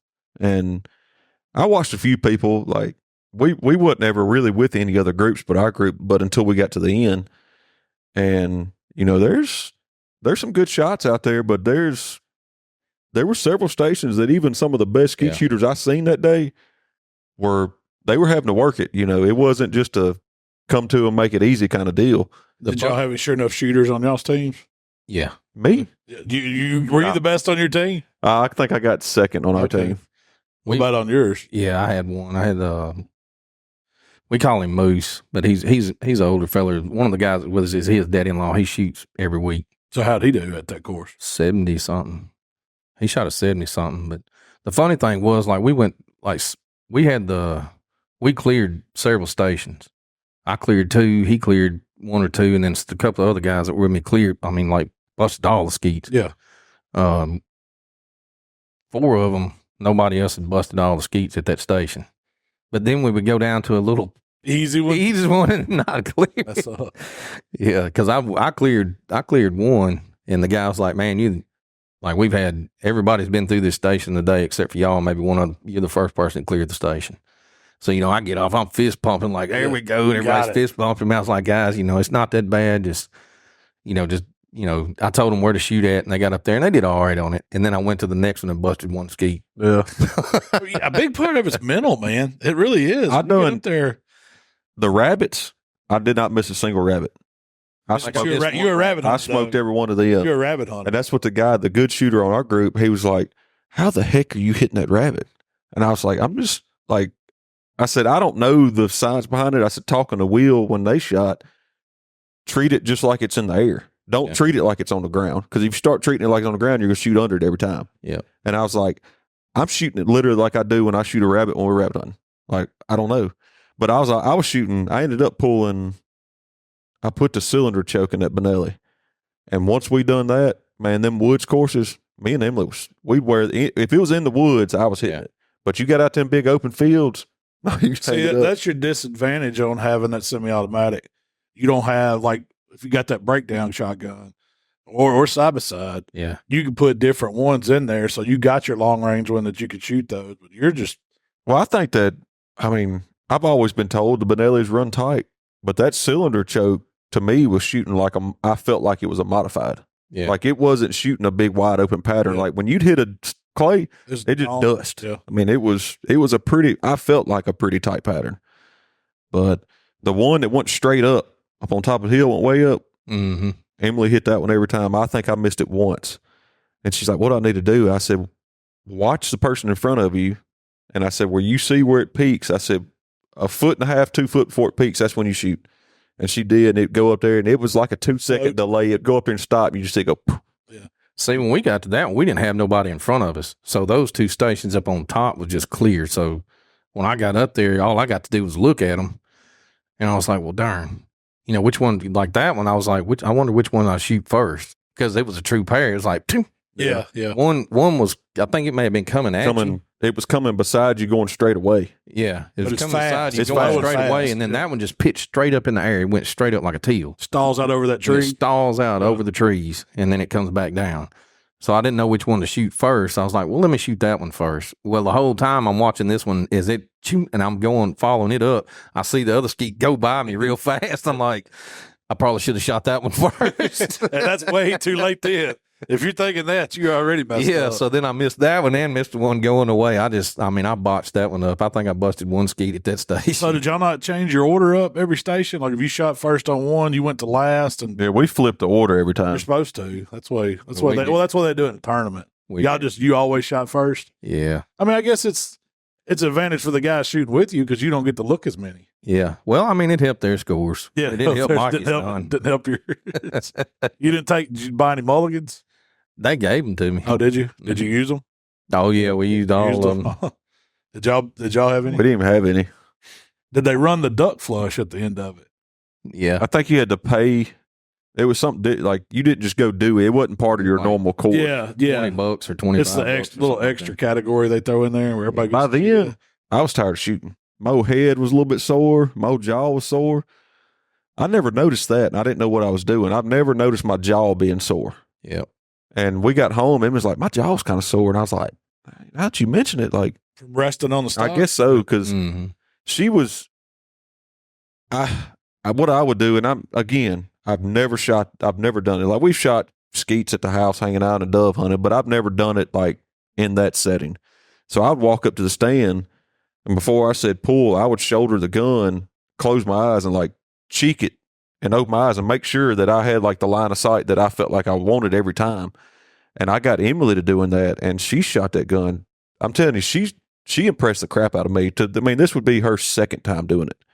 And she's like, once I started doing that, it made her not look at the sight, because she would just look at the clay. And she's like, once I started doing that, she felt like she'd done better. And I don't know if we were like cheeking it wrong and it was just getting us a little bit, not noticing it, but I'm ready to go back. I'm going to clean the old Goldfinger up and we going back. Well, the good thing, we have several of those courses right around it that y'all were shooting MacGyver. Yeah. Which was down in Sardis. You said it too. What? MacGyver. How do you say it? MacIver. MacIver? Yeah. Okay. It's no G. Okay. I'm saying like MacGyver. Well, yeah, it's like MacGyver. Me and you grew up watching MacGyver, so it's kind of hard not to say MacGyver. that. But it's down in Sardis. And then we've got one there at the DeSoto Pistol Range, which is actually in Como. And then they've got one over at Mallard Point, too. Yeah. I want to go shoot that one. They say that one's good, too.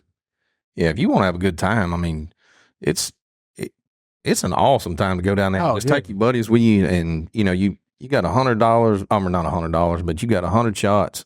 When you go not in a tournament, they don't have people down there throwing. So when I went down there taking the boys down there to shoot, you go up there and you actually throw for them, but you pay like by the skeet. So if you wanted to shoot at that one station 100 times, you could if you wanted to.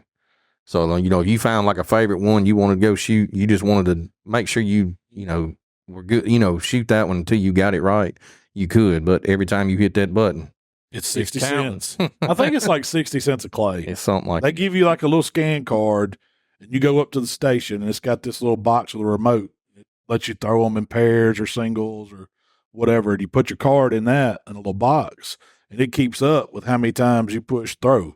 Yeah. And so, what is it, like $15-$20 for the golf cart? Something like that. And then 60 cents a clay, something like that. And I think they give kids or students a little 50% discount on clay sometimes. Yeah, because some of the courses do.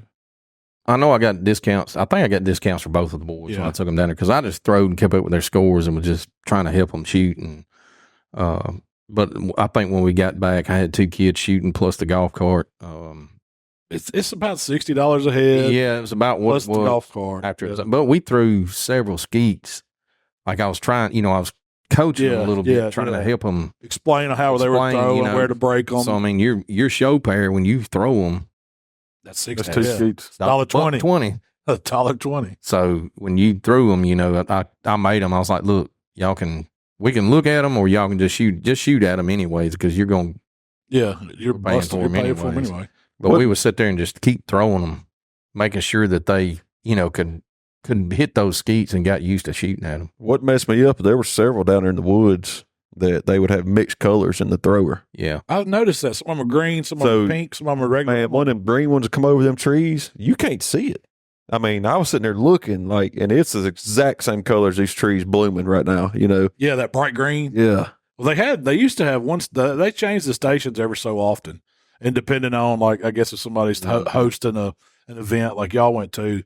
But they had one where the thrower's up on top of hill. That's how this one was. And it throws, and it's coming downhill to you, and you can't pick it. It's hard to pick that one's there still. Yeah. They didn't change that one. There was one of those that was like that I'm pretty sure I think it was a true pair. They pitched one that was coming kind of at you, kind of angling at you a little bit, and the other one was a Zinger son. I'm talking about it was right in front of you, about head high. That was in the curve before where y'all done the wheelie up the hill. Yeah. And man, it is smoking coming through there. And so you see that, you hear the thrower go off, chink, up on the hill, and you see this big green one coming at you. And you're like, oh, I got that. if you're watching it, you don't see the orange when it buzzes by you that head high. Did they have the squirrel set up where it goes up the tree and loops They had off no of squirrels. They had, 2 or 3 rabbits? It was a couple rabbits. Yeah. I know there was one up on top of the hill up by where you come in at some of the last stations. There was about halfway through. Eli was running one that had a rabbit. I didn't see Eli. He may have been gone when y'all come through, but he was down there throwing on one of them. I think it had a rabbit. And then there should have been a third rabbit somewhere. I don't remember where it was at, but it was a lot of fun. Did the thrower, the official, did they score for y'all this time? Yeah, or you had to give them. No, you had to give them your sheet. They marked them. They mark them for you and stuff, and yeah. That's an important thing when you do that. Is whatever team you're shooting with, you get up there and you watch, because that official doesn't always see that clay break. And as long as you chip it and everybody agrees that was chipped, they'll mark it as a hit. So you got to stand up there and talk to them. There were several times, like some of those floaters that would come across there that, if you wasn't watching, you would see the guy shoot and you'd see it break and change direction and go to the ground. Not that it broke. Yeah, yeah. It just moved. That's a hit. You knew he hit it. Yeah. But you didn't see nothing come off of it. It didn't break. You'd have to tell him, that. Y'all calling them? Yeah. I mean, if I seen it for somebody else, another team that was shooting, I'd tell him he hit that one. We need to go do it. That'd be a good video. Oh, we didn't do a Buck Junkies video. Go down there. Us 4 go down there and shoot them. Y'all are probably wearing me out. I mean, I've been down there. My son, now he's done got to where he's busted in the 80s. So he's gotten, but them kids, and that's what I like about that sport is there's no advantage to being grown, young, handicap, whatever. No. If you can shoot a shotgun, you can compete in that. And the more they do it, the better they get. It's really fun. 2 things helped me the other day is shouldering it and making sure I was comfortable before I said pull. And then I got to watch some other people, instead of holding the forearm, I lay it in my hand just like that. You point my fingers at it. Yeah. And I don't grip it or nothing, just lay it in there. And I don't know, I just felt more comfortable. And like I say, I've never done it. I want to go back because now I'm like, hey, if these folks are shooting 70 and 80, I want to go try to shoot 70 or 80. So you take Miles' son, how old is he? 13? He'll walk the dog on you. He's 12 or 13. He's shooting in the 90s. He's pretty free. Like, no mulligans. That's pretty stout. Was he there shooting? No, he was running a station. Oh, well, yeah, because that's what they got the kids to volunteer, because what they do, what was it for? Healing Hearts. Oh, Healing Hearts, yeah. Was the foundation they were raising money for, and they do that it's every Good Friday usually. I think so. They put that on there, and they get the kids that are on these shooting teams to volunteer to run the stations, and the course gives them back like credits and clay for practice later on, which is a really good thing. And one of the girls, because I went with Emily's work, and one of the girls shooting with them had a old, I think it was a 1187 20 gauge like you used to have. Yeah. So it had a 24-inch barrel. I don't know what shell she was shooting. It was stomping her. I mean, it hurt me. Like, it jarred her brains out. And I was like, man, a Remington don't kick like that. Like, it's a long day. It was tough. I mean, she shot it. I was like, dadgum. Like, it rattled her. They have restrictions on what you can shoot. It can only be so many ounces and so fast too. Well, I know like with the kids, when they were shooting, you couldn't shoot anything that shot over 1,300 feet a second or something. Or some of them like that. I don't know. I can't remember something like that. And some of them, they may keep you under 1250. So you can only shoot like a certain ounce shot. You can't shoot 3.5. I think. No, I don't know if you can shoot 3. I don't even think you can shoot 3. You shoot 2 3/4. How most would of them want are to 2 shoot 3/4. 3.5? Man, 100 of those, you'd be wore out. Be in the doctor's office. Oh yeah. You wouldn't want to shoot no more and ruin your day. You take a kid out hunting and you got some big deer around or a potential to kill a trophy buck or trophy. I mean, do you turn them loose on a trophy deer when they're that young and go ahead? Because to me, if you kill one that young, what else are you going to hunt for? I mean, the thing is, what's the chance if that prize winning buck, the one y'all got, like say we got one on camera, we all want him. If he comes out, what's the chance of you ever seeing that deer again? Tell that boy to pull that trigger. Yeah, that's what you say. I mean, granted, I'm gonna be like, dang. Which I mean, as a kid, I ain't gonna hold no feelings against him. But now, if it's your old buddy that bummed something off of you, wants to come down here and just hunt, not do nothing else, and no, you put your gun down. You wait. You ain't earned that one. But a kid, on the other hand, might shoot a doe. That situation. But do you think it ruins a kid to let them kill a trophy animal at first, because I mean, I know Michael's first deal was a spike. Yeah. And he was so tickled to death to kill that spike. And he was, he's 14 now. So he don't have many youth years left. He's done killed a bigger deer than most all of us. But he has. But he's great. His deal's been, I started him, let's kill a small one, let's kill the next one, let's kill the next one, and then let's go, go after a bigger deer. Now, and he's progressed. But now he learns. He's like, Daddy, I've done killed one that size. I want to kill something bigger. So I let him go up. If there was one he just absolutely wanted to shoot, of course I'm gonna let him shoot it. But he's already learned in the short amount of years he's been. Well, I mean, he's been hunting since he's probably about 7, but he's a kid. And now I let him sit by himself when he wants to, and he's judging deer and he's looking for something that's better than what he shot. I mean, we don't have ton of trophy deers where we are, but we can always try to do a little better. I mean, I agree with working up. Yeah, you shoot your first, if the first deer to come out is a stud 6-point or stud 8-point, I ain't holding my daughter back to shoot it. But then I also see the point that first deer smaller, well, son, or son or daughter, you didn't kill this, let's wait on something. Let's get that one another year and maybe something bigger come out. But if I couldn't, it was a 140, 150 inch deer, biggest deer on the property, come out the kid, I couldn't tell him no.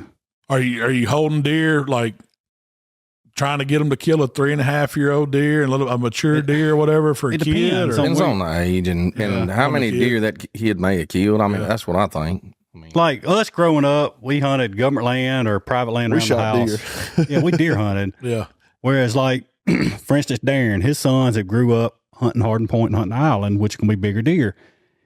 In my mind, it'd be hard for that kid to go from 10,000 acre private to government land, because you're not going to see the same deer on government land that you are on the island. It just ain't going to happen. I think too, you kind of got to play that by ear. Say you sit in the stand Saturday morning, Michael, and a 2.5-year-old 8-point comes out and he's fired up and shaking and shook off. That's a trophy in my book for him, man. If he gets all over you like that, especially a kid, and if he's that excited about it, fire down on it, let it go. I mean, the flip side of that thing is, I heard a guy talking one time that he had went hunting, and he was on some hunting show, but he had went hunting and he had killed this just monster buck. I mean, he was like 10 or 11, 12 years old, something. Daddy stuck him in the stand, and deer, deer of a lifetime. Yeah. And he killed that deer. Well, the guy don't hunt no more because he'll never kill that deer again. Right.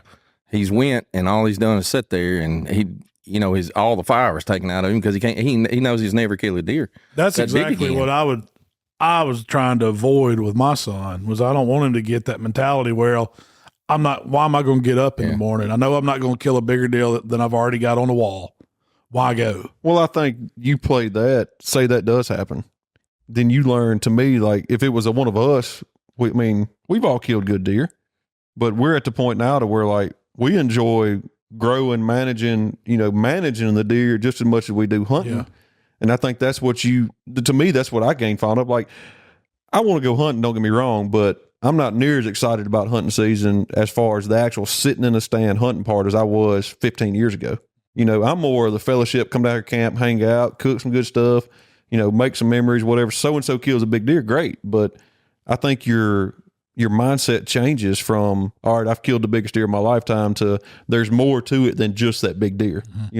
Hey, I love evolution of hunting. Yeah. Hey, I love deer meat, so I'm going to shoot some does. I'm finna put some meat in the freezer. But also you learn more about that animal and more about the sport of the, hunting in general and kind of the management side of it. It's more to it than just pulling that trigger. I think your kid, the kid that you have, most of the time you're hunting with your son or your nephew or daughter or whatever, and how that child responds to success. Because like Will, for instance, like Will is one of those kids that when he peaks at something, he gets bored with it. Yeah. So like he's been the best soccer player in the city before, and he didn't want to play no more because he hit that pinnacle, and he was just like, well, I don't want to do that no more. And he's not touched a soccer ball since. So but he would start at the bottom and build himself up. But once he reached that, and that's always been real scary with me, is like, if a great big deer comes out here, he knows what a big deer is. If he shot it and would he ever go back again? But I think he's gotten old enough now, he's a grown man now. So he likes coming down here. Like Mark said, he's evolved into deer campers more than just going deer hunting and killing a deer. Mm-hmm. We get to hang out, we get to, have a good time, tell jokes, and get to go see animals that, you're not going to see sitting at home. You're going to get to see stuff that most people ain't gonna get to see, and he's got to see a lot of different things sitting in the stand, from bobcats and coyotes and deer fighting and just a lot of different things, but if you take a young kid, that's their first experience, and he pops that big deer, I'd be scared to death that he'd never come back again. I agree. I think that's it's important to teach the experience of what hunting is versus just going and trying to kill the biggest animal you can kill. I think a lot of people disagree with me with this, but if I was taking a young kid hunting that hadn't never killed a deer or something like that, I would not put him on a big deer. I wouldn't put him on a prime location. I wouldn't put him in that prime location where I've got pictures of that deer, I've got this or I've got that. I would find somewhere where I could, like you done with Michael, you start him out. Same way with Will. Will's first deer was a spike. Yeah. He shot a spike. He shot a little bit bigger buck, and he's built himself up to where he's killed some pretty nice deer now, and he's still interested, and he's still fired up about it. Well, too, I think, if you have that 8-year-old kid that goes out there, say that big buck walks out, and of course, if I'm sitting in the stand with him, I'm going to be shook. I'm going to be all over it. Yeah. And that kid's going to be, and unless I truly thought that child was comfortable enough to make a perfect shot or a good shot on that trophy of a lifetime, that's another thing you have to think about. Because what's worse than, that kid going out there crippling the biggest deer of his life and never seeing it again. So, if you really sit down and think of it, there's a lot of moving parts and thinking about it. Are you going to snatch that rifle from him and make that shot yourself? That's what I want to know. You can pull it's a little too far, Mark. A Bullwinkle walks out. You going to say, let me get that. But it's good youth weekend, son. Again, that goes back to, if you are taking your kid youth hunting, don't let that morning be the first time they shot that rifle all year. No. Get that child comfortable shooting that rifle and, eliminate as much area can go wrong for the morning of. You got weeks of advance. You can do all this, so take the time, let the kid get comfortable. And then if the big sad daddy does walk out, put him on the ground. How many folks you think are just taking the kids so they can go sit and stand there a week too early? A bunch. I remember when I was a kid, Daddy would take me, we'd go there on Highway 30. Check-in station. Yeah, the check-in station. And I remember we'd always go see what other kids killed that morning, And there was this kid, it might have been 5 or 6 years old. The poor little thing had so much clothes on, he just couldn't walk. He looked like the little boy off Christmas Story, but he was shooting a freaking 7 mag. And I'm like, all right, sure. Yeah. Okay. Well, y'all probably seen them in videos. I know I have on, Outdoor Channel or wherever, where it'll be, don't get me wrong, it's great to take a kid hunting. But when you got a young kid and you're putting a gun on a tripod and you're lining it up for them and all they got to do is pull the trigger, are they really learning what hunting is? Or is it's kind of, it's great that they're out there and doing it, interested and all that. But when you're lining them up on one of these big trophy bucks and, I don't know, there's some gray area in there to me. It is. There's a lot of responsibility involved for both you and the parent and the child. That's a good statement there, Mark. There's a lot of responsibility. If you're going to take a kid hunting, it's not just about going and shooting something. No. It's about learning and enjoying what we do, the hunt, getting that passion for it. That's a big part of it. Yeah, because you think about all the things you've seen sitting in the deer stand. I've been hunting since I was 10 years old, and started hunting deer when small game at 10, and then when I got to about 11 or 12 when I first went deer hunting, all the things that I've seen in 40 years, some of those stick in my mind more than the actual deer hunt itself that I've seen. I've seen black panthers, I've seen bobcats. Hold on now. We got to hear this. You got to tell us this panther story now. That's a hot topic here. Anybody seen a panther in Mississippi? Yeah. Have you seen a panther, Mikey? I've seen a black panther, yes. You put your hand up, swear on it. I will. Do you remember, do you got the story you can tell us? Yeah, I remember it like it was yesterday. All right, let's hear the panther story. Don't forget those. So anyways, I hunted on a long, narrow bean field that it probably wasn't more than 50, 60 yards wide, but it was 3/4 of a mile long, and it was split in the middle by a ditch. So there was a long bean field on one side of the ditch and a long one on the other, and I hunted in the far end where it made a cove at. So I sat in that end, and I could see all the way down that bean field. Well, it was one afternoon. I remember it was bad dry like it is now. It was opening day. Anyways, it was bad dry. It was hot. Right at dark, I looked up and I seen something standing on the edge of the woods. I could tell it wasn't a deer, but I didn't know what it was because it was that cat's head sticking out of the edge of the sage grass right on the edge of the field. And when he walked across that field, I mean, I automatically knew what it was because it was, I don't know, it was bigger than Sadie. And it had a tail that looked like it was 8 foot long. And he was flapping around like a cat as he eased across the field. And the bad thing is, I had to walk out that way. Same way the Panther the same way the Panther come through. So how far was it from you think? If you Maybe 100 yards. 100 yards. Yeah. It was no doubt. It wasn't one of those where it was at the far end of the field, 350, 400 yards down there. It was right there. Plain as day. Plain as day. I've seen 2 cats at the house. I don't know. They wasn't black, but I've seen 2 big cats at the house. No, I've seen one. I don't know for a fact it was a big cat. Daddy didn't believe me, but it was. I ain't never seen it. I've seen a bunch of souped up bobcats, but I ain't never seen no. Oh, this right here. You know what it is. Oh, this right here was a whole lot bigger than bobcat. It was bigger than a coyote. Had wouldn't have. We're gonna be on what is it? Finding Bigfoot. Everybody gonna think we like that. If y'all see another one now, take a picture. I want the picture. I think somebody send it in. What was that going around town? The black cat behind Wendy's. Behind Wendy's, yeah. Man, that was some good Photoshop because that lid looked like a big old cat in that picture. Tomcats. He come creeping out from the dumpster. Yeah. They done call game warden and everything. Oh, that's crazy. There's no mistaking it when you see it. Yeah. They're a very, very large cat. I mean, they're 100 pounds or more. You know, they're pretty good sized cats. I ain't a fan of it. No, I don't want to see one. I ain't scared of much, but I can scared of that. I can tell you that. Why didn't you take a shot at it? No, I wasn't shooting that thing. Why not? You'd have went down in history books. Yeah, probably under the jail. Probably been in jail too. I don't think they're endangered. Yeah, they're a protected species. There's no such thing as them, Mikey. It's a Florida Panther is what they call them. Now, you think it's just a black Florida Panther? Yeah. If it comes down to me, Jugger's in Eudora, Mississippi now.